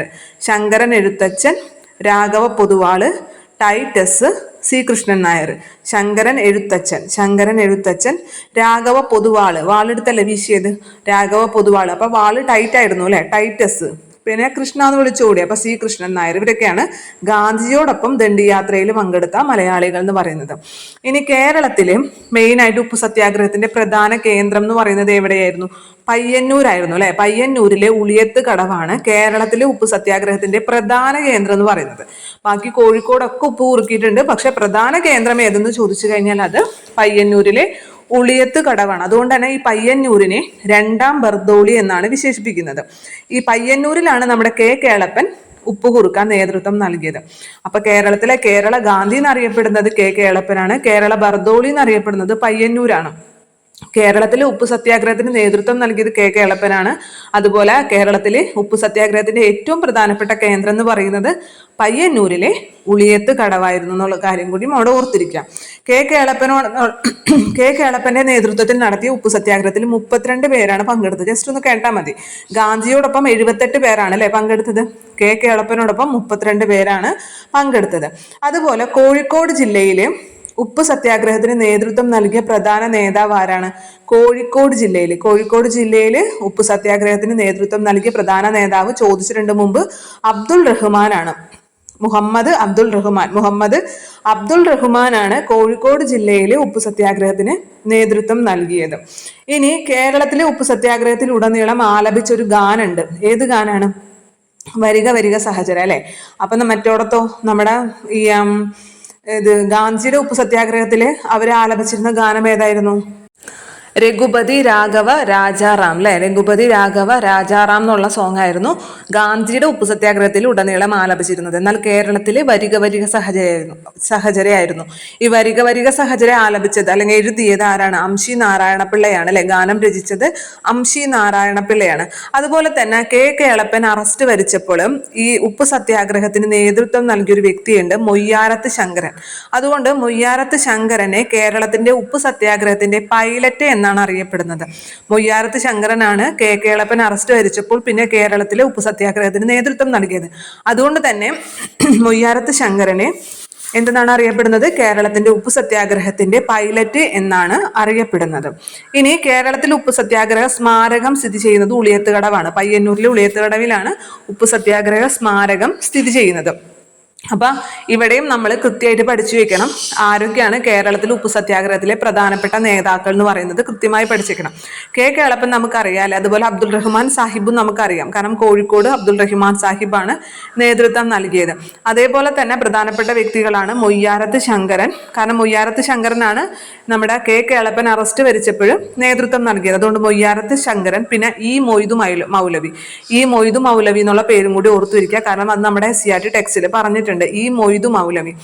അപ്പോൾ ആരൊക്കെയാണ് കേരളത്തിലെ ഉപ്പു സത്യാഗ്രഹത്തിലെ പ്രധാന നേതാക്കൾ എന്ന് പറയുന്നത്? കെ കേളപ്പൻ, അതുപോലെ മുഹമ്മദ് അബ്ദുൾ റഹ്മാൻ, മൊയ്യാരത്ത് ശങ്കരൻ, ഈ മൊയ്തു മൗലവി. ഇവരൊക്കെ പ്രധാനപ്പെട്ട നേതാക്കളാണ്. അതുപോലെ തന്നെ ഉപ്പു സത്യാഗ്രഹവുമായി ബന്ധപ്പെട്ട് 43 ദിവസത്തെ നിരാഹാരത്തിനൊടുവിൽ ജയിലിൽ വെച്ച് മരണമടഞ്ഞൊരു നേതാവുണ്ട്. അതാണ് PC കുഞ്ഞിരാമൻ അടിയോടി. PC കുഞ്ഞിരാമൻ അടിയോടി എന്നുള്ളത് ഉപ്പു സത്യാഗ്രഹത്തെ തുടർന്ന് 43 ദിവസം ഉപവാസത്തിനൊടുവിൽ ജയിലിൽ വെച്ച് മരണമടഞ്ഞ വ്യക്തിയാണെന്നുള്ള കാര്യം അവിടെ ഒന്ന് ഓർത്തിരിക്കണം.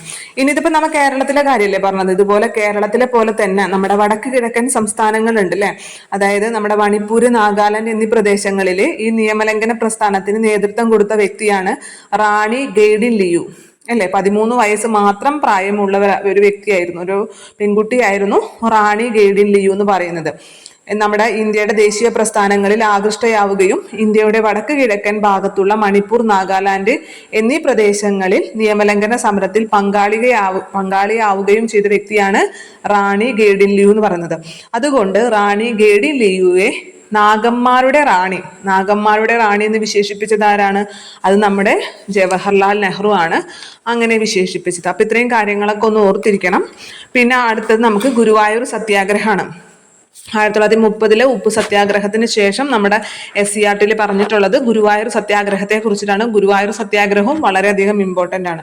എന്നാണ് ഗുരുവായൂർ സത്യാഗ്രഹം ആരംഭിച്ചത്? 1931 അല്ലെ. 31 മുതൽ 32 വരെ നീണ്ടുനിന്ന സമരമായിരുന്നു ഗുരുവായൂർ സത്യാഗ്രഹം എന്ന് പറയുന്നത്.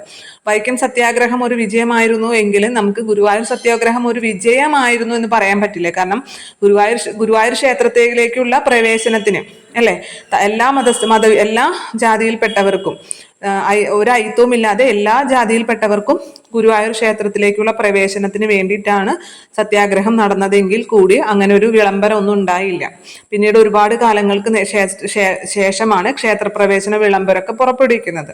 അപ്പൊ ഇത് കറക്റ്റ് ഒരു വിജയമായിരുന്നു എന്ന് ചോദിച്ചാൽ അതല്ല. പക്ഷെ പിന്നീടുള്ള സമരങ്ങൾക്ക് ഒരു പ്രചോദനമായിരുന്നു ഗുരുവായൂർ സത്യാഗ്രഹം എന്ന് പറയുന്നത്. 31 മുതൽ 32 വരെ നീണ്ടുനിന്ന സമരമാണ് ഗുരുവായൂർ സത്യാഗ്രഹം. ഗുരുവായൂർ ക്ഷേത്രം എല്ലാ ഹിന്ദുക്കൾക്കും തുറന്നു കൊടുക്കണമെന്ന് ക്ഷേത്രം ട്രസ്റ്റി ആയിരുന്ന സാമൂതിരിയോട് അഭ്യർത്ഥിച്ചത് ഗാന്ധിജിയാണ്. എല്ലാ ഹിന്ദു മതസ്ഥർക്കും വേണ്ടിയിട്ട് ക്ഷേത്രം തുറന്നു കൊടുക്കണമെന്ന് ആ ഗുരുവായൂർ ക്ഷേത്രത്തിന്റെ ട്രസ്റ്റി ആയിരുന്ന സാമൂതിരിയാണ് അല്ലെ. ട്രസ്റ്റി ആയിരുന്ന സാമൂതിരിയോട് ഗാന്ധിജി അഭ്യർത്ഥിച്ചിട്ടുണ്ടായിരുന്നു. അതുപോലെ നമ്മുടെ ഗുരുവായൂർ സത്യാഗ്രഹവുമായി ബന്ധപ്പെട്ട ഏറ്റവും പ്രധാനപ്പെട്ട 2 വ്യക്തികളാണ്. ഒന്ന് കെ കേളപ്പനും മറ്റൊന്ന് മന്നത്ത് പത്മനാഭനും. കെ കേളപ്പൻ സെക്രട്ടറി ആയിരുന്നു. ഗുരുവായൂർ സത്യാഗ്രഹത്തിന്റെ സെക്രട്ടറി എന്ന് പറയുന്നത് കെ കേളപ്പനും പ്രസിഡന്റ് എന്ന് പറയുന്നത് മന്നത്ത് പത്മനാഭനും ആയിരുന്നു. നമ്മൾ NSSന്റെ നേരെ ഓപ്പോസിറ്റ് പഠിക്കുക. NSSന്റെ സെക്രട്ടറി എന്ന് പറയുന്നത് മന്നത്ത് പത്മനാഭനും പ്രസിഡന്റ് കെ കേളപ്പനും ആയിരുന്നു. അതിന്റെ നേരെ ഓപ്പോസിറ്റ് ആണ് ഇവിടെ വരുമ്പോൾ. ഗുരുവായൂർ സത്യാഗ്രഹത്തിലെ സെക്രട്ടറിയാണ് കെ കേളപ്പൻ, പ്രസിഡന്റ് ആണ് മന്നത്ത് പത്മനാഭൻ എന്നുള്ളത്. അതേപോലെ ഗുരുവായൂർ സത്യാഗ്രഹവുമായി ബന്ധപ്പെട്ട പ്രധാനപ്പെട്ട 2 വ്യക്തിത്വങ്ങളാണ് പി കൃഷ്ണപിള്ളയും AK ഗോപാലനും. പി കൃഷ്ണപിള്ള എന്ന് പറയുന്നത് ഗുരുവായൂർ ക്ഷേത്രത്തിൽ മണി മുഴക്കിയ ആദ്യത്തെ അബ്രാഹ്മണനാണ് പി കൃഷ്ണപിള്ള. തുടർന്ന് വലിയ രീതിയിലുള്ള മർദ്ദനം അദ്ദേഹം ഏറ്റുവാങ്ങി. അദ്ദേഹം ഓടിപ്പോയിട്ട് മണി അടിച്ചു അല്ലെ ഗുരുവായൂർ ക്ഷേത്രത്തിൽ. അപ്പൊ ബ്രാഹ്മണന്മാർ മാത്രമേ ഗുരുവായൂർ ക്ഷേത്രത്തിൽ മണിയടിക്കാൻ പാടുള്ളൂ. അപ്പൊ നമ്മുടെ പി കൃഷ്ണപിള്ള എന്ന് പറയുന്നത് നായർ സമുദായത്തിൽപ്പെട്ട വ്യക്തിയാണ്. അപ്പൊ അതുകൊണ്ട് തന്നെ അദ്ദേഹം വലിയ രീതിയിലുള്ള മർദ്ദനങ്ങൾക്ക് ഇരയായിട്ടുണ്ടായിരുന്നു. പിന്നെ AK ഗോപാലൻ എന്ന് പറയുന്നത് ആരാണ്? നമ്മുടെ ഗുരുവായൂർ സത്യാഗ്രഹത്തിന്റെ വോളണ്ടിയർ ക്യാപ്റ്റൻ. ഗുരുവായൂർ സത്യാഗ്രഹത്തിന്റെ വോളണ്ടിയർ ക്യാപ്റ്റൻ എന്നറിയപ്പെടുന്ന വ്യക്തിയാണ് AK ഗോപാലൻ. ആ ചോദ്യത്തിൽ അവിടെ ഒരു ട്വിസ്റ്റ് ഉണ്ട്, അത് ശ്രദ്ധിക്കണം. നമ്മുടെ ഗുരുവായൂർ സത്യാഗ്രഹത്തിന്റെ വോളണ്ടിയർ ക്യാപ്റ്റൻ എന്ന് ചോദിച്ചാൽ AK ഗോപാലനാണ്. എന്നാൽ ഇങ്ങനെ ചോദിക്കുകയാണെങ്കിലോ, അതായത് ഗുരുവായൂർ സത്യാഗ്രഹത്തിന്റെ ക്ഷേത്രപ്രവേശന ക്യാമ്പയിന്റെ വോളണ്ടിയർ ക്യാപ്റ്റൻ, വെറുതെ ഗുരുവായൂർ സത്യാഗ്രഹത്തിന്റെ എന്നല്ലാതെ ക്ഷേത്രപ്രവേശന ക്യാമ്പയിന്റെ ക്യാപ്റ്റൻ എന്ന് എടുത്ത് ചോദിച്ചു കഴിഞ്ഞാൽ അത് സുബ്രഹ്മണ്യൻ തിരുമുമ്പാണ്. അപ്പൊ ചോദ്യത്തിൽ ഇങ്ങനെയും കൂടി ആഡ് ചെയ്തിട്ടുണ്ടെങ്കിൽ, ക്ഷേത്രപ്രവേശന ക്യാമ്പയിന്റെ ക്യാപ്റ്റൻ എന്ന് ആഡ് ചെയ്തിട്ടുണ്ടെങ്കിൽ അത് സുബ്രഹ്മണ്യൻ തിരുമുമ്പാണ്. ഈ സുബ്രഹ്മണ്യൻ തിരുമുമ്പാണ് കേരളത്തിന്റെ പാടുന്ന പടവാളെന്ന് അറിയപ്പെടുന്നത്. അദ്ദേഹത്തെ ഇങ്ങനെ വിശേഷിപ്പിച്ചത് നമ്മുടെ EMS നമ്പൂതിരിപ്പാടാണ്. കേരളത്തിന്റെ പാടുന്ന പടവാൾ എന്ന് വിശേഷിപ്പിച്ചത് ആരെയാണ്? സുബ്രഹ്മണ്യൻ തിരുമുമ്പിനെയാണ് വിശേഷിപ്പിച്ചത്. ആരാണ് അദ്ദേഹത്തെ അങ്ങനെ വിശേഷിപ്പിച്ചതെന്ന് ചോദിച്ചു കഴിഞ്ഞാൽ EMS നമ്പൂതിരിപ്പാടാണ് അദ്ദേഹത്തെ അങ്ങനെ വിശേഷിപ്പിച്ചത്. അപ്പൊ നമ്മൾ പറഞ്ഞില്ലേ 31 മുതൽ 32 വരെ നീണ്ടു നിന്നൊരു സമരമാണ് അല്ലെ. അപ്പൊ എന്ന് തുടങ്ങി എന്ന് ചോദിച്ചു കഴിഞ്ഞാൽ 1931 നവംബർ 1 നമ്മൾ നേരത്തെ പറഞ്ഞു അല്ലെ, നമ്മുടെ മന്നത്ത് പത്മനാഭൻ സവർണജാഥ നടത്തിയത് എന്നായിരുന്നു? 1924 നവംബർ 1 അല്ലെ. നമ്മുടെ കേരളപ്പിറവി, അന്ന് കേരളം പിറന്നിട്ടില്ലെങ്കിൽ കൂടി കേരളപ്പിറവി ആയിട്ടുള്ള നവംബർ 1 സവർണജാഥ നടത്തിയത്. അതുപോലെ തന്നെ ഗുരുവായൂർ സത്യാഗ്രഹം ആരംഭിച്ചതും 1931 നവംബർ 1 ഇനി ഗുരുവായൂർ സത്യാഗ്രഹം അവസാനിപ്പിച്ചത് അല്ലെ, നിരാഹാര സമരത്തിലേക്ക് കടന്നതായിരുന്നു. അത് അവസാനിപ്പിച്ച് നമ്മുടെ ഗാന്ധിജിയുടെ നിർദ്ദേശപ്രകാരമാണ് അത് അവസാനിപ്പിച്ചത്. അപ്പൊ അതുകൊണ്ട് തന്നെ ഗാന്ധി ജയന്തി ദിനത്തിന്റെ അന്നാണ് അത് അവസാനിപ്പിച്ചത്. അതായത് 1932 ഒക്ടോബർ 2 ഗുരുവായൂർ സത്യാഗ്രഹം അവസാനിപ്പിക്കുന്നത്. അപ്പൊ 1931 നവംബർ 1 ആരംഭിച്ചിട്ട് 1932 ഒക്ടോബർ 2 ഗുരുവായൂർ സത്യാഗ്രഹം അവസാനിപ്പിക്കുന്നത്. അപ്പൊ ഈ പേരും കൂടി അവിടെ ശ്രദ്ധിച്ചു വെക്കുക. നമ്മുടെ സുബ്രഹ്മണ്യൻ തിരുമുമ്പ് എന്നുള്ള പേരും കൂടി അവിടെ ഓർത്തിരിക്കുക. ഇനി ഗുരുവായൂർ സത്യാഗ്രഹം നടക്കുന്ന സമയത്ത് ഈ ഗുരുവായൂർ എന്ന് പറയുന്നത് പൊന്നാനി താലൂക്കിന്റെ ഭാഗമായിരുന്നു. പൊന്നാനി താലൂക്കിന്റെ ഭാഗമായിരുന്നു എന്നും കൂടി അവിടെ ജസ്റ്റ് ഒന്ന് ഓർത്തു വെക്കാം. ഇനി അതിനുശേഷം പിന്നെ നമുക്ക് ഇത് നമ്മുടെ NCERT പഠിക്കാനുള്ളത് നമ്മുടെ പൂന സന്ധിനെ കുറിച്ചിട്ടാണ്. അംബേദ്കറും പൂന സന്ധിയും. അതിനു മുമ്പ് 1931 മറ്റൊരു പ്രധാനപ്പെട്ട സംഭവമാണ് യാചനയാത്ര. യാചനയാത്ര വളരെ സിമ്പിൾ ആണ്, അതുകൊണ്ട് പറഞ്ഞു പോകാം നമുക്ക്. 1931 നമ്മുടെ VT ഭട്ടതിരിപ്പാടാണ് യാചനയാത്ര നടത്തിയത്. ദരിദ്രരായിട്ടുള്ള വിദ്യാർത്ഥികൾക്ക് പഠന സഹായത്തിനുള്ള ഫണ്ട് സമാഹരിക്കാൻ വേണ്ടിയിട്ടാണ്. ദരിദ്രരായിട്ടുള്ള വിദ്യാർത്ഥികൾക്ക് പഠിക്കാൻ വേണ്ടിയിട്ടുള്ള ഫണ്ട് സമാഹരിക്കാൻ വേണ്ടിയിട്ടാണ് അദ്ദേഹം യാചനയാത്ര നടത്തിയത് 1931. യാചനയാത്രയ്ക്ക് നേതൃത്വം നൽകിയത് VT ഭട്ടതിരിപ്പാടാണ് നേതൃത്വം നൽകിയത്. തൃശ്ശൂർ മുതൽ ചന്ദ്രഗിരി പുഴ വരെയായിരുന്നു ജാഥ. തൃശ്ശൂർ മുതൽ ചന്ദ്രഗിരി പുഴ വരെയായിരുന്നു ജാഥ. 7 ദിവസം അത് നീണ്ടു നിന്നു. അതേപോലെ തന്നെ നമ്മളൊരു പട്ടിണി ജാഥ കേൾക്കുന്നുണ്ടല്ലേ. പട്ടിണി ജാഥ നടത്തിയത് പക്ഷേ AKG ആണ്, AK ഗോപാലനാണ്. 1936 അത് നമ്മുടെ ഇവിടുത്തെ ജനങ്ങളുടെ, മലബാറിലെ ജനങ്ങളുടെ കഷ്ടതകൾ അല്ലെങ്കിൽ അവരുടെ ദുരിതം മദ്രാസ് ഗവൺമെന്റിന്റെ ശ്രദ്ധയിൽ കൊണ്ടുവരുന്നതിന് വേണ്ടിയിട്ട് നമ്മുടെ AK ഗോപാലൻ നടത്തിയതാണ് പട്ടിണി ജാഥ എന്ന് പറയുന്നത്. 1936 അത് നടത്തിയത്. ഇത് യാചനയാത്ര, യാചിക്കുക. എന്തിനു വേണ്ടിയിട്ടാണ് യാചിച്ചത്? വിദ്യാർത്ഥികളുടെ പഠന ആവശ്യത്തിനുള്ള ഫണ്ട് സമാഹരിക്കുന്നതിന് വേണ്ടിയിട്ട് VT ഭട്ടതിരിപ്പാടാണ് യാചനയാത്ര നടത്തിയത്. തൃശ്ശൂർ മുതൽ ചന്ദ്രഗിരി പുഴ വരെയാണ് നടത്തിയത്. 7 ദിവസം അത് നീണ്ടു നിന്നു. ഇനി നമുക്ക് തിരിച്ച് നമ്മുടെ NCERT വരാം. അംബേദ്കറും പൂന സന്ധിയും അല്ലെ. പൂന സന്ധി എന്താണെന്നറിയാലോ. അംബേദ്കറും ഗാന്ധിജിയും തമ്മിലുള്ള ഒരു സന്ധിയായിരുന്നു പൂന സന്ധി എന്ന് പറയുന്നത്. അതായത് ഇന്ത്യയിലെ അധസ്ഥിത ജനവിഭാഗത്തിനെ രാഷ്ട്രീയമായിട്ട് സംഘടിപ്പിക്കാനുള്ള പ്രവർത്തനങ്ങൾക്ക് നേതൃത്വം നൽകിയ ഒരു പ്രമുഖ വ്യക്തിയാണ് BR അംബേദ്കർ എന്ന് പറയുന്നത്. കാരണം അദ്ദേഹം തന്നെ ഒരു താഴ്ന്ന ജാതിയിൽപ്പെട്ട ഒരു വ്യക്തിയായിരുന്നു BR അംബേദ്കർ അല്ലെ. അദ്ദേഹം പുറത്തു പോയി പഠിച്ച് വളരെ അഭ്യസ്ത വിദ്യനായിട്ടാണ് തിരിച്ചു വന്നത്. അപ്പൊ അദ്ദേഹം വെച്ചാൽ പുറത്ത് രാജ്യങ്ങളിലെല്ലാം, ലണ്ടനിലൊക്കെ അദ്ദേഹത്തിന് വളരെ വലിയൊരു സ്വീകാര്യതയാണ് എല്ലായിടത്തും ലഭിച്ചിരുന്നത്. അപ്പൊ അദ്ദേഹം പഠിച്ച് വലിയ ഇതൊക്കെ ഇട്ട് കോട്ടൊക്കെ ഇട്ട് ഇങ്ങോട്ട് നാട്ടിലേക്ക് വരുമ്പോൾ അദ്ദേഹം പ്രതീക്ഷിക്കുന്നത് തൻ്റെ നാട്ടിലുള്ളവരും തനിക്ക് ആ സ്വീകാര്യത തരും എന്നാണ് പ്രതീക്ഷിച്ചത്. പക്ഷെ അദ്ദേഹത്തിന്റെ കണക്കൂട്ടലെല്ലാം തെറ്റിയില്ലേ. അദ്ദേഹത്തിന് താമസിക്കാനുള്ള ഒരു മുറി പോലും ആരും കൊടുത്തില്ല. എന്താണ് കാരണം? അവർണൻ, അതായത് താഴ്ന്ന ജാതിയിൽപ്പെട്ടവനാണ് എന്നുള്ളൊരു കാര്യത്തിന്റെ പേരിൽ അദ്ദേഹത്തിന് എല്ലായിടത്തും അവഗണന മാത്രമാണ് ലഭിച്ചത്. അതുകൊണ്ടാണ് അദ്ദേഹം അവസാനം ഇതെല്ലാം ഉപേക്ഷിച്ച് ബുദ്ധമതത്തിലേക്ക് ചേരുന്നത് പോലും. അപ്പൊ ഈ അധസ്ഥിത ജനവിഭാഗത്തിന് വേണ്ടി, ഇന്ത്യയിലുള്ള ഈ അധസ്ഥിത ജനവിഭാഗത്തിന് വേണ്ടിയിട്ട് ഒരുപാട് പ്രവർത്തനങ്ങൾക്ക് നേതൃത്വം നൽകിയ വ്യക്തിയാണ് BR അംബേദ്കർ. അദ്ദേഹം 3 വട്ടമേശ സമ്മേളനങ്ങളിലും പങ്കെടുത്തിട്ടുണ്ടായിരുന്നു അല്ലെ. ആ 3 വട്ടമേശ സമ്മേളനത്തിൽ അദ്ദേഹം പങ്കെടുത്തത് ഇന്ത്യയുടെ ദേശീയ പ്രസ്ഥാനത്തിന്റെ ഭാഗമായിട്ടല്ല. പിന്നെ എന്തിനു വേണ്ടിയിട്ടാണ്? ഈ അധസ്ഥിത വിഭാഗത്തിന്റെ ഈ സാമൂഹിക അവശതകൾ, അവരുടെ ഈ ബുദ്ധിമുട്ടുകൾ പരിഹരിക്കണം എന്നുണ്ടെങ്കിൽ അവരെ കൂടി രാഷ്ട്രീയ അധികാരത്തിൽ പങ്കാളികളാക്കണം, അവരെ കൂടി ഈ ഭരണത്തിന്റെ പങ്കാളികളാക്കണം എന്ന് ബ്രിട്ടീഷ് ഗവൺമെന്റിനോട് ആവശ്യപ്പെടാനാണ് BR അംബേദ്കർ 3 വട്ടമേശ സമ്മേളനത്തിൽ പങ്കെടുത്തത് അല്ലെ. ഗാന്ധിജി പങ്കെടുത്തത് നമ്മുടെ ദേശീയ പ്രസ്ഥാനത്തിന്റെ ഭാഗമായിട്ടാണെങ്കിൽ നമ്മുടെ BR അംബേദ്കർ പങ്കെടുത്തത് ദേശീയ പ്രസ്ഥാനത്തിന്റെ ഭാഗമായിട്ടല്ല. പകരം ഈ അധസ്ഥിത വിഭാഗത്തെ കൂടി നമ്മുടെ രാഷ്ട്രീയ ഭരണത്തിന്റെ ഭാഗമാക്കണം, എങ്കിൽ മാത്രമേ അവരുടെ അവശതകൾ പരിഹരിക്കാൻ സാധിക്കൂ എന്ന് ബ്രിട്ടീഷുകാരെ ബോധ്യപ്പെടുത്തുന്നതിന് വേണ്ടിയിട്ടാണ് അദ്ദേഹം 3 വട്ടമേശ സമ്മേളനങ്ങളിലും പങ്കെടുത്തത്. 3 വട്ടമേശ സമ്മേളനം അല്ലെ. ഏതൊക്കെ വർഷങ്ങളിലാണ്? 30, 31, 32. വട്ടമേശ സമ്മേളനം എന്ന് പറയുമ്പോൾ വട്ടത്തിലിരിക്കുന്ന സമ്മേളനം ആയിരിക്കുമല്ലോ. അപ്പൊ 30 നിന്ന് ആരംഭിക്കും. 30 അവസാനം ഒരു പൂജില്ലേ, ശരിക്കും വട്ടത്തിലിരിക്കുന്ന പോലെ അല്ലേ, ഒരു റൗണ്ട് ടേബിളിന് ചുറ്റും ഇരിക്കുന്ന പോലെയാണല്ലേ പൂജമേരി കഴിഞ്ഞപ്പോൾ. അതുകൊണ്ട് തന്നെ വട്ടമേശ സമ്മേളനം എന്ന് പറയുമ്പോൾ തന്നെ നമ്മുടെ മനസ്സിലേക്ക് 1930 കടന്നു വരണം. 30, 31, 32 നമുക്ക് ചിലപ്പോൾ ഓപ്ഷനിൽ തരുമ്പോഴേ 31, 32, 33 ആണോ എന്നൊക്കെ ഒരു സംശയം വരും. അതുകൊണ്ടാണ് ഈ വട്ടമേശ സമ്മേളനം എന്ന് പറയുമ്പോൾ തന്നെ വട്ടം ഓർമ്മ വരണം. അപ്പൊ 1930 കിട്ടും. 1930, 31, 32 3 വട്ടമേശ സമ്മേളനങ്ങൾ നടന്നത്. ഈ 3 വട്ടമേശ സമ്മേളനത്തിലും പങ്കെടുത്ത വ്യക്തിയാണ് BR അംബേദ്കർ എന്ന് പറയുന്നത്. അങ്ങനെ അദ്ദേഹത്തിന്റെ പ്രവർത്തനത്തിന്റെയൊക്കെ ഫലമായിട്ട് അധസ്ഥിത വിഭാഗത്തിന് പ്രത്യേക നിയോജക മണ്ഡലങ്ങൾ ബ്രിട്ടീഷ് ഗവൺമെന്റ് സംവരണം ചെയ്തു കൊടുത്തു. അപ്പൊ ഇങ്ങനെ ചെയ്തു കഴിഞ്ഞാൽ, അവർക്ക് പ്രത്യേക നിയോജക മണ്ഡലങ്ങൾ നൽകി കഴിഞ്ഞാൽ അവര് പൊതുസമൂഹത്തിന്റെ മുഖ്യധാരയിൽ നിന്ന് മാറ്റി നിർത്തപ്പെടും എന്നാണ് ഗാന്ധിജി വാദിച്ചത്.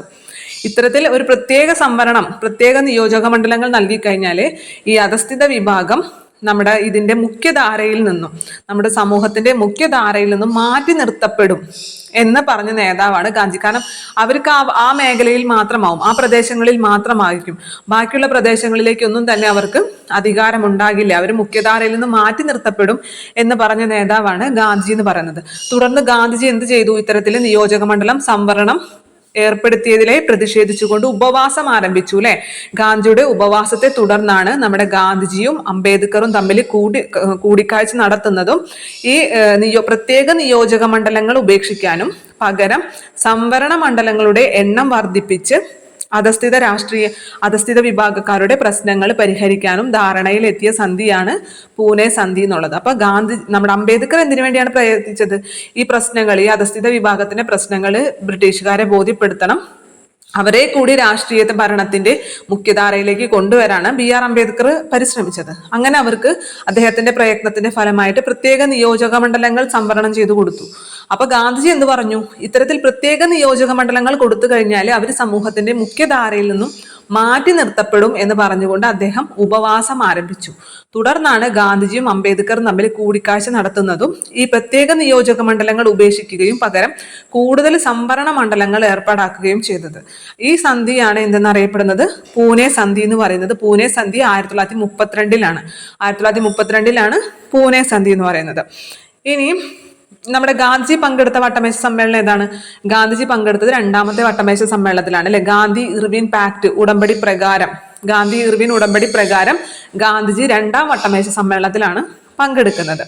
പിന്നെ അതിനുശേഷം നമുക്ക് പിന്നെ നമ്മുടെ SCERT-ലുള്ളത് ക്വിറ്റ് ഇന്ത്യ സമരമാണ്. അതിന്റെ ഇടയിലൊക്കെ കുറെ പ്രക്ഷോഭങ്ങൾ നമുക്ക് പഠിക്കാനുണ്ട്. നമ്മളിപ്പോൾ SCERT ആണ് നന്നായി പഠിച്ചു പോകുന്നത്. അതുകൊണ്ട് തന്നെ ക്വിറ്റ് ഇന്ത്യ സമരം 1942-ലാണ് ക്വിറ്റ് ഇന്ത്യ സമരം. നിങ്ങൾക്ക് ഓർമ്മ വരുന്നുള്ളൂ, നമ്മൾ ഫസ്റ്റ് തന്നെ പറഞ്ഞു ഇന്ത്യയിലെ ഏറ്റവും പ്രധാനപ്പെട്ട 3 സമരങ്ങളായിരുന്നു നിസ്സഹകരണ സമരം, നിയമലംഘന പ്രസ്ഥാനം, അതേപോലെ ക്വിറ്റ് ഇന്ത്യ സമരം. ഈ നിസ്സഹകരണ സമരം എന്നുള്ളത് നമ്മുടെ INC പാസ്സാക്കിയ സമ്മേളനം ഏതായിരുന്നു? 1920-ലെ കൽക്കട്ട പ്രത്യേക സമ്മേളനം അല്ലെ. 1920-ലെ കൽക്കട്ടയിലെ പ്രത്യേക സമ്മേളനമാണ് നമ്മുടെ നിസ്സഹകരണ സമരം പാസ്സാക്കിയത്. എന്നാൽ അതിനുശേഷം വരുന്ന നിയമലംഘന സമരം അല്ലെങ്കിൽ നിയമലംഘന പ്രസ്ഥാനം എന്നുള്ളത് അത് പാസ്സാക്കിയത് INC-യിലെ 1929-ലെ ലാഹോർ സമ്മേളനത്തിലാണ് പാസ്സാക്കിയത്. ഇത് ക്വിറ്റ് ഇന്ത്യ സമരം എന്നുള്ളത് പാസ്സാക്കിയത് 1942-ലെ ബോംബെയിൽ നടന്ന അഖിലേന്ത്യാ കോൺഗ്രസ് സമ്മേളനത്തിലാണ് ഈ ക്വിറ്റ് ഇന്ത്യ സമരത്തിന്റെ പ്രഖ്യാപനം ഉണ്ടാകുന്നത്. ഇനി ക്വിറ്റ് ഇന്ത്യ ദിനമായിട്ട് എന്നാണ് ആചരിക്കുന്നത്? ഓഗസ്റ്റ് 9-നാണ് ക്വിറ്റ് ഇന്ത്യ ദിനമായിട്ട് ആചരിക്കുന്നത്. ഈ പ്രഖ്യാപനം ഉണ്ടാകുന്നത് 1948 ഓഗസ്റ്റ് 8-നാണ്. ഓഗസ്റ്റ് 8-നാണ് പ്രഖ്യാപനം ഉണ്ടാകുന്നത്. തൊട്ടടുത്ത ദിവസമായ ഓഗസ്റ്റ് 9-ആണ് ക്വിറ്റ് ഇന്ത്യ ദിനമായിട്ട് ആചരിക്കുന്നത്. ആ ക്വിറ്റ് ഇന്ത്യ നമ്മൾ നേരത്തെ ഉപ്പ് കുറക്കാൻ പോകുന്നതിന് മുമ്പ് അല്ലെ, ഉപ്പ് നിയമം ലംഘിക്കാൻ പോകുന്നതിന് മുമ്പ് ഗാന്ധിജി പറഞ്ഞ കുറച്ച് സെന്റൻസ് വായിച്ചിട്ടുണ്ടായിരുന്നു ഇല്ലേ? ഒന്നുകിൽ ഞാൻ വിജയം നേടി തിരിച്ചു വരും, ഇല്ലാന്നുണ്ടെങ്കിൽ എന്റെ ജഡം ഞാൻ സമുദ്രത്തിന് ദാനം ചെയ്യും അല്ലെ എന്നല്ല അദ്ദേഹം പറഞ്ഞത്. അതേപോലെ തന്നെ ഈ ക്വിറ്റ് ഇന്ത്യ സമര പ്രഖ്യാപനവുമായി ബന്ധപ്പെട്ട് ഗാന്ധി കുറച്ച് കാര്യങ്ങൾ പറഞ്ഞിട്ടുണ്ട്. നമുക്ക് അറിയുന്നത് തന്നെയാണ്. സ്വാതന്ത്ര്യത്തിൽ കുറഞ്ഞ യാതൊന്നും വേണ്ട, ഇതാ ഒരു മന്ത്രം, ഒരു കൊച്ചു മന്ത്രം ഞാൻ നിങ്ങൾക്ക് തരുന്നു. അത് നിങ്ങളുടെ ഹൃദയത്തിൽ പതിപ്പിക്കണം. നിങ്ങളുടെ ഓരോ ശ്വാസവും അതിന് ആവിഷ്കാരം നൽകണം. ആ മന്ത്രമാണിത്: പ്രവർത്തിക്കുക അല്ലെങ്കിൽ മരിക്കുക. നാം ഇന്ത്യയെ സ്വതന്ത്രമാക്കും, അല്ലെങ്കിൽ ആ പരിശ്രമത്തിൽ മരിക്കും. ഇതാരാണ് പറഞ്ഞത്? ഗാന്ധിജിയാണ് പറഞ്ഞത്. ക്വിറ്റ് ഇന്ത്യ സമര പ്രഖ്യാപന വേളയിലാണ് ഇങ്ങനെ പറഞ്ഞത്. ഒന്നും കൂടി വായിക്കാം. സ്വാതന്ത്ര്യത്തിൽ കുറഞ്ഞ യാതൊന്നും വേണ്ട, ഇതാ ഒരു മന്ത്രം, കൊച്ചു മന്ത്രം ഞാൻ നിങ്ങൾക്ക് പറഞ്ഞു തരുന്നു. ഇത് നിങ്ങളുടെ ഹൃദയത്തിൽ പതിപ്പിക്കണം. നിങ്ങളുടെ ഓരോ ശ്വാസവും അതിന് ആവിഷ്കാരം നൽകണം. ആ മന്ത്രം ഇതാണ്: പ്രവർത്തിക്കുക അല്ലെങ്കിൽ മരിക്കുക. നാം ഇന്ത്യയെ സ്വതന്ത്രമാക്കും, അല്ലെങ്കിൽ ആ പരിശ്രമത്തിൽ മരിക്കും. ഇത് ഗാന്ധിജി ഈ ക്വിറ്റ് ഇന്ത്യ സമര പ്രഖ്യാപന വേളയിൽ നൽകിയ ആഹ്വാനമാണെന്ന് ഓർത്തിരിക്കാം. ക്വിറ്റ് ഇന്ത്യ സമരത്തെ തുടർന്ന് ഗാന്ധി അറസ്റ്റ് വരിച്ചു. ഗാന്ധിജി മാത്രമല്ല അറസ്റ്റ് വരിച്ചത്, അദ്ദേഹത്തിന്റെ ഭാര്യയായിട്ടുള്ള കസ്തൂർബ ഗാന്ധിയും അറസ്റ്റ് വരിച്ചു. തുടർന്ന് അവര് ആഗാഖാൻ കൊട്ടാരത്തിലെ ജയിലിലാണ് താമസിച്ചത്. നമ്മൾ നേരത്തെ ഉപ്പ് നിയമലംഘന പ്രസ്ഥാനവുമായിട്ട് ബന്ധപ്പെട്ട് ഗാന്ധിജി അറസ്റ്റ് വരിച്ചു അല്ലെ. ഉപ്പ് നിയമനം ലംഘിച്ചതിനെ തുടർന്ന് ഗാന്ധിജി അറസ്റ്റ് വരിച്ചപ്പോൾ അദ്ദേഹം താമസിച്ചത് യർവാദ ജയിലിലായിരുന്നു. അവിടെ വെച്ചിട്ടാണ് ഗാന്ധിയും നമ്മുടെ അംബേദ്കറും തമ്മിൽ പൂനെ ഉടമ്പടിയിൽ പൂനെ പാക്റ്റിൽ ഒപ്പുവെക്കുന്നത് യെർവാദ ജയിലിൽ വെച്ചിട്ടാണ്, യെർവാദ ജയിലിൽ. എന്നാൽ ഇത് നമ്മുടെ ക്വിറ്റ് ഇന്ത്യ സമരത്തിന് ശേഷം അവർ അറസ്റ്റ് ചെയ്തിട്ട് ഗാന്ധിയെയും നമ്മുടെ കസ്തൂർബ ഗാന്ധിയെയും അറസ്റ്റ് ചെയ്തിട്ട് ആഗാഖാൻ കൊട്ടാരത്തിലെ ജയിലിലാണ് താമസിച്ചിരുന്നത്. അവിടെ അതിനൊരു പ്രത്യേകത ഉണ്ട്. കാരണം അവിടെ വെച്ചിട്ട് നമ്മുടെ കസ്തൂർബ ഗാന്ധി മരിക്കുകയാണ് ഉണ്ടായത്. അതായത് 1944 ഫെബ്രുവരി 22, 44/2/22, 44/2 22, 44/2/22, 1944 ഫെബ്രുവരി മാസം 22 കസ്തൂർബ ഗാന്ധി ജയിലിൽ വെച്ചിട്ട് മരിക്കുന്നത്. ഒളിവിൽ പാർത്തുകൊണ്ട് നമ്മുടെ ഗാന്ധിനെ അറസ്റ്റ് ചെയ്തപ്പോൾ പിന്നീട് ഈ ക്വിറ്റ് ഇന്ത്യ സമരത്തിന് നേതൃത്വം നൽകിയത്, അതും ഒളിവിൽ പാർത്തുകൊണ്ട് ക്വിറ്റ് ഇന്ത്യ സമരത്തിന് നേതൃത്വം നൽകിയവരാണ് അരുണ അസഫ് അലിയും ജയപ്രകാശ് നാരായണും. അരുണ അസഫ് അലിയും ജയപ്രകാശ് നാരായണും. അപ്പൊ ഗാന്ധിനെ അറസ്റ്റ് വരിച്ചതിനെ തുടർന്ന് ഈ ക്വിറ്റ് ഇന്ത്യ സമരത്തിന് ഒളിവിൽ നിന്നുകൊണ്ട് നേതൃത്വം നൽകിയവരാണ് അരുണ അസഫ് അലിയും അതുപോലെ ജയപ്രകാശ് നാരായണും. ക്വിറ്റ് ഇന്ത്യ സമര നായിക എന്നാണ് അരുണ അസഫ് അലി അറിയപ്പെടുന്നത്. അങ്ങനെ അവരെ വിശേഷിപ്പിച്ചതും ഗാന്ധിജി തന്നെയാണ്. ക്വിറ്റ് ഇന്ത്യ സമര നായിക എന്നറിയപ്പെടുന്നത് അരുണ അസഫ് അലിയാണ്. അവരെ അങ്ങനെ വിശേഷിപ്പിച്ചതും ഗാന്ധിജിയാണ്. ഈ ക്വിറ്റ് ഇന്ത്യ സമരവുമായി ബന്ധപ്പെട്ട് നമ്മുടെ കേരളത്തിൽ ഒരു പ്രധാനപ്പെട്ട സംഭവം നടന്നിട്ടുണ്ട് അല്ലെ. എന്താണ്? കീഴരിയൂർ ബോംബ് കേസ് എന്നുള്ളത്. Keezhariyur bomb case quit India സമരമായിട്ട് 1942 അവിടെ ക്വിറ്റ് ഇന്ത്യ സമരം തുടങ്ങിയപ്പോൾ തന്നെ 1942 തന്നെ നമ്മുടെ കേരളത്തിലും അത് ആരംഭിച്ചിട്ടുണ്ടായിരുന്നു. അതുമായി ബന്ധപ്പെട്ട കേരളത്തിൽ നടന്ന മലബാറിൽ നടന്ന പ്രധാനപ്പെട്ട സംഭവമാണ് കീഴരിയൂർ ബോംബ് കേസ് എന്ന് പറയുന്നത്. അതായത് ഒരേ സമയം കുറെ സ്ഥലങ്ങളിൽ ബോംബ് വെച്ച് പൊട്ടിക്കുക, എന്നിട്ട് ബ്രിട്ടീഷുകാരെ ഭയപ്പെടുത്തുക. ഒരേ സമയം കുറെ സ്ഥലങ്ങളിൽ ബോംബ് വെച്ച് ഒരേ സമയം പൊട്ടിച്ചിട്ട് ബ്രിട്ടീഷുകാരെ ഭയപ്പെടുത്തുക എന്നുള്ളതായിരുന്നു ലക്ഷ്യം. കുറെ സ്ഥലങ്ങളിലൊക്കെ പൊട്ടി, കുറെ സ്ഥലങ്ങളിലൊന്നും പൊട്ടിയില്ല എന്നുണ്ടെങ്കിലും നമ്മുടെ ആരാണ് ഇതിന് നേതൃത്വം നൽകിയത്? ഡോക്ടർ KB മേനോനാണ് അല്ലെ. KB മേനോനാണ് ഇതിന് നേതൃത്വം നൽകിയത്. അദ്ദേഹം ഉൾപ്പെടെ 27 പേരെ ഇതിൽ അറസ്റ്റ് ചെയ്തിട്ടുണ്ടായിരുന്നു. ഈ സംഭവത്തെ തുടർന്ന് 27 പേരെ അറസ്റ്റ് ചെയ്തിട്ടുണ്ടായിരുന്നു. അതിൽ 13 പേർക്ക് ആജീവനാന്ത തടവാണ് വിധിച്ചത്. ആജീവനാന്ത തടവ് 13 പേർക്കും ആജീവനാന്ത തടവാണ്. അപ്പൊ സ്ഥിരം തടവിലാണല്ലോ. അതുകൊണ്ട് തന്നെ ഇരുമ്പഴിക്കുള്ളിൽ എന്നൊരു കൃതി ഇതുമായി ബന്ധപ്പെട്ട് കേരളത്തിലെ ഈ കീഴരിയൂർ ബോംബ് കേസുമായി ബന്ധപ്പെട്ട് ഇരുമ്പഴിക്കുള്ളിൽ എന്നൊരു ഗ്രന്ഥം രചിച്ചിട്ടുണ്ടായിരുന്നു. അതാരാണ്? VA കേശവൻ നായരാണ്. VA കേശവൻ നായരാണ് ഇരുമ്പഴിക്കുള്ളിൽ എന്നുള്ള ഗ്രന്ഥം രചിച്ചത്. അപ്പൊ ഡോക്ടർ KB മേനോനാണ് ഈ കീഴരിയൂർ ബോംബ് കേസിന് നേതൃത്വം നൽകിയത് എന്നുള്ള കാര്യം ഓർത്തിരിക്കുക. അതുപോലെ ഫറോക്ക് പാലം തകർത്തത്, ഫറോക്ക് പാലം തകർത്തതല്ല, തകർക്കാനുള്ള ഗൂഢാലോചന. ഫറോക്ക് പാലം തകർക്കാനുള്ള ഗൂഢാലോചന ഏത് സമരവുമായി ബന്ധപ്പെട്ടിരിക്കുന്നു എന്ന് ചോദിച്ചു കഴിഞ്ഞാൽ അതും ക്വിറ്റ് ഇന്ത്യ സമരവുമായി ബന്ധപ്പെട്ടിരിക്കുന്നു. അപ്പൊ കീഴരിയൂർ ബോംബ് കേസ് അതുപോലെ ഫറോക്ക് പാലം തകർക്കാനുള്ള ഗൂഢാലോചനയും ഈ ക്വിറ്റ് ഇന്ത്യ സമരവുമായിട്ടാണ് ബന്ധപ്പെട്ടിരിക്കുന്നത്. അതിലെ പ്രധാനപ്പെട്ട നേതാവ് എന്ന് പറയുന്നത് ഡോക്ടർ KB മേനോൻ തന്നെയാണ്. ഈ കീഴരിയൂർ ബോംബ് കേക്ക് സ്ഫോടനം നടന്നതെന്ന് പറയുന്നത് 1942 നവംബർ 17. അത് പഠിക്കേണ്ട, എല്ലാ വർഷം കൂടി കൺഫ്യൂസിങ് ആവും. ഇത് അത്ര ഇമ്പോർട്ടന്റ് ആയിട്ടുള്ള ഡേറ്റ് അല്ല, ജസ്റ്റ് പറഞ്ഞു എന്നുള്ളൂ. കീഴരിയൂർ ബോംബ് കേസുമായി ബന്ധപ്പെട്ട് അറസ്റ്റിലായവരാണ് ഡോക്ടർ KB മേനോനും അതുപോലെ കുഞ്ഞിരാമക്കിടാവും എന്നുള്ളത്. പിന്നെ കീഴരിയൂർ ബോംബ് കേസുമായി ബന്ധപ്പെട്ട് ഇരുമ്പഴിക്കുള്ളിൽ എന്നുള്ള ഗ്രന്ഥം രചിച്ചത് VA കേശവൻ നായരാണ്. VA കേശവൻ നായർ. അതേപോലെ തന്നെ ഈ കീഴരിയൂർ ബോംബ് കേസിനെ കുറിച്ച് പ്രതിപാദിക്കുന്ന ഒരു ഹിന്ദി നാടകമുണ്ട്. അത് വന്ദേ മാതരമാണ്. കീഴരിയൂർ ബോംബ് കേസിനെ കുറിച്ച് പ്രതിപാദിക്കുന്ന ഹിന്ദി നാടകമാണ് വന്ദേ മാതരം. അത് മാത്രല്ല, ഇതിനെ തുടർന്നിട്ട് നമ്മുടെ സുഭാഷ് ചന്ദ്രബോസിന്റെ കത്ത് കിട്ടിയ വ്യക്തിയാണ് നമ്മുടെ KB മേനോൻ. കീഴരിയൂർ ബോംബ് കേസുമായി ബന്ധപ്പെട്ട് സുഭാഷ് ചന്ദ്രബോസിന്റെ കത്ത് ലഭിച്ച നേതാവാണ് നമ്മുടെ KB മേനോൻ എന്നുള്ള കാര്യം കൂടി അവിടെ ഓർത്തിരിക്കുക. അപ്പൊ അത്രയും കാര്യമാണ് നമുക്ക് ക്വിറ്റ് ഇന്ത്യ സമരവുമായി ബന്ധപ്പെട്ട് പറയാനുള്ളത്. പിന്നെ അതേപോലെ തന്നെ ഒരു കാര്യം, നമ്മുടെ K കേളപ്പൻ ഉണ്ടല്ലോ. K കേളപ്പൻ നമ്മൾ വൈക്കം സത്യാഗ്രഹത്തിൽ K കേളപ്പൻ പറയുന്നുണ്ട് അല്ലെ. ഉപ്പ് നിയമലംഘന പ്രസ്ഥാനത്തിൽ K കേളപ്പൻ പറയുന്നുണ്ട്.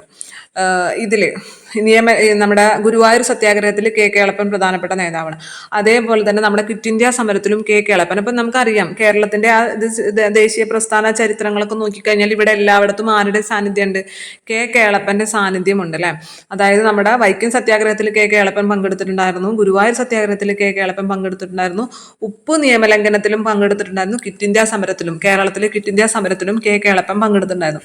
അതേപോലെ തന്നെയാണ് മൊയ്തു മൗലവി എന്ന് പറയുന്നത്. മൊയ്തു മൗലവി നമ്മുടെ കേരളത്തിലെ ഉപ്പ് നിയമലംഘന പ്രസ്ഥാനത്തിലും ഗാന്ധിയോടൊപ്പം പങ്കെടുത്തിട്ടുണ്ടായിരുന്നു. ഈ മൊയ്തു മൗലവി ഉപ്പ് നിയമലംഘന പ്രസ്ഥാനത്തിൽ ഗാന്ധിയോടൊപ്പം പങ്കെടുത്തിട്ടുണ്ടായിരുന്നു. അതുപോലെ ക്വിറ്റ് ഇന്ത്യ സമരത്തിലും പങ്കെടുത്തിട്ടുണ്ടായിരുന്നു. ക്വിറ്റ് ഇന്ത്യ സമരത്തിലും ഈ മൊയ്തു മൗലവി അദ്ദേഹത്തോടൊപ്പം പങ്കെടുത്തിട്ടുണ്ടായിരുന്നു. പിന്നെ ഈ ക്വിറ്റ് ഇന്ത്യ സമരവുമായി ബന്ധപ്പെട്ട കേരളത്തിലെ ക്വിറ്റ് ഇന്ത്യ സമരവുമായി ബന്ധപ്പെട്ട മറ്റൊരു പ്രധാനപ്പെട്ട രണ്ട് പേരാണ്. ഒന്ന് AV കുട്ടിമാളു അമ്മ എന്നുള്ളത്, AV കുട്ടിമാളു അമ്മ, അതുപോലെ MP നാരായണ മേനോൻ എന്നുള്ളത്. ആ രണ്ട് പേരും കൂടി ഒന്ന് അവിടെ നിന്ന് ഓർത്ത് വെക്കണം. AV കുട്ടിമാളു അമ്മയും MP നാരായണ മേനോനും. അപ്പൊ ഒരുപാട് പേര് നാം പറഞ്ഞു അല്ലെ. നമ്മളിപ്പോ തന്നെ MP മേനോന്റെ കാര്യം പറഞ്ഞു. അതേപോലെ തന്നെ MP മേനോനോട് ഒപ്പം തന്നെ ചേർന്ന് നിന്ന് ഈ കീഴരിയൂർ ബോംബ് കേസുമായി ബന്ധപ്പെട്ട വ്യക്തിയാണ് കുഞ്ഞിരാമ കിടാവ് എന്നുള്ളത്. കുഞ്ഞിരാമ കിടാവ്. ഇവിടെ നമ്മൾ കേളപ്പൻ, അതേപോലെ ഈ മൊയ്തു മൗലവി, AV കുട്ടിമാളു അമ്മ, MP നാരായണ മേനോൻ.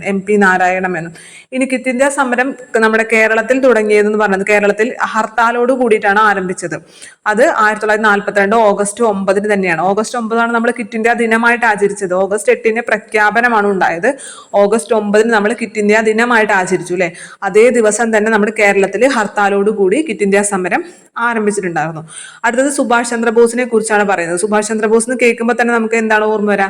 നിങ്ങൾ എനിക്ക് രക്തം തരൂ, ഞാൻ നിങ്ങൾക്ക് സ്വാതന്ത്ര്യം തരാം അല്ലെ. ഇങ്ങനെ പറഞ്ഞത് ആരാണ്? സുഭാഷ് ചന്ദ്രബോസ് ആണ് അല്ലെ. നിങ്ങൾ എനിക്ക് രക്തം തരൂ, ഞാൻ നിങ്ങൾക്ക് സ്വാതന്ത്ര്യം തരാം. ഇന്ത്യയുടെ സ്വാതന്ത്ര്യം ബ്രിട്ടീഷുകാരുടെ ഔദാര്യമല്ലെന്നും അത് പോരാടി നേടേണ്ടതാണെന്നും അഭിപ്രായപ്പെട്ട വ്യക്തിയാണ് സുഭാഷ് ചന്ദ്രബോസ്. അവര് ബ്രിട്ടീഷുകാരെ ഔദാര്യമായിട്ട് നമുക്ക് തരേണ്ട, നമ്മൾ യാചിച്ചിട്ട് ഔദാര്യമായിട്ട് തരേണ്ട സാധനമല്ല, പകരം നമ്മൾ പോരാടി നേടേണ്ടതാണെന്ന് പറഞ്ഞത് സുഭാഷ് ചന്ദ്രബോസ് ആണ്. ഈ നേതാജി എന്നുള്ള പേരിൽ അറിയപ്പെടുന്നതും സുഭാഷ് ചന്ദ്രബോസ് ആണ് അല്ലെ. നേതാജി, ബാപ്പുജി എന്ന് പറയുന്നത് ഗാന്ധിജിയാണ്.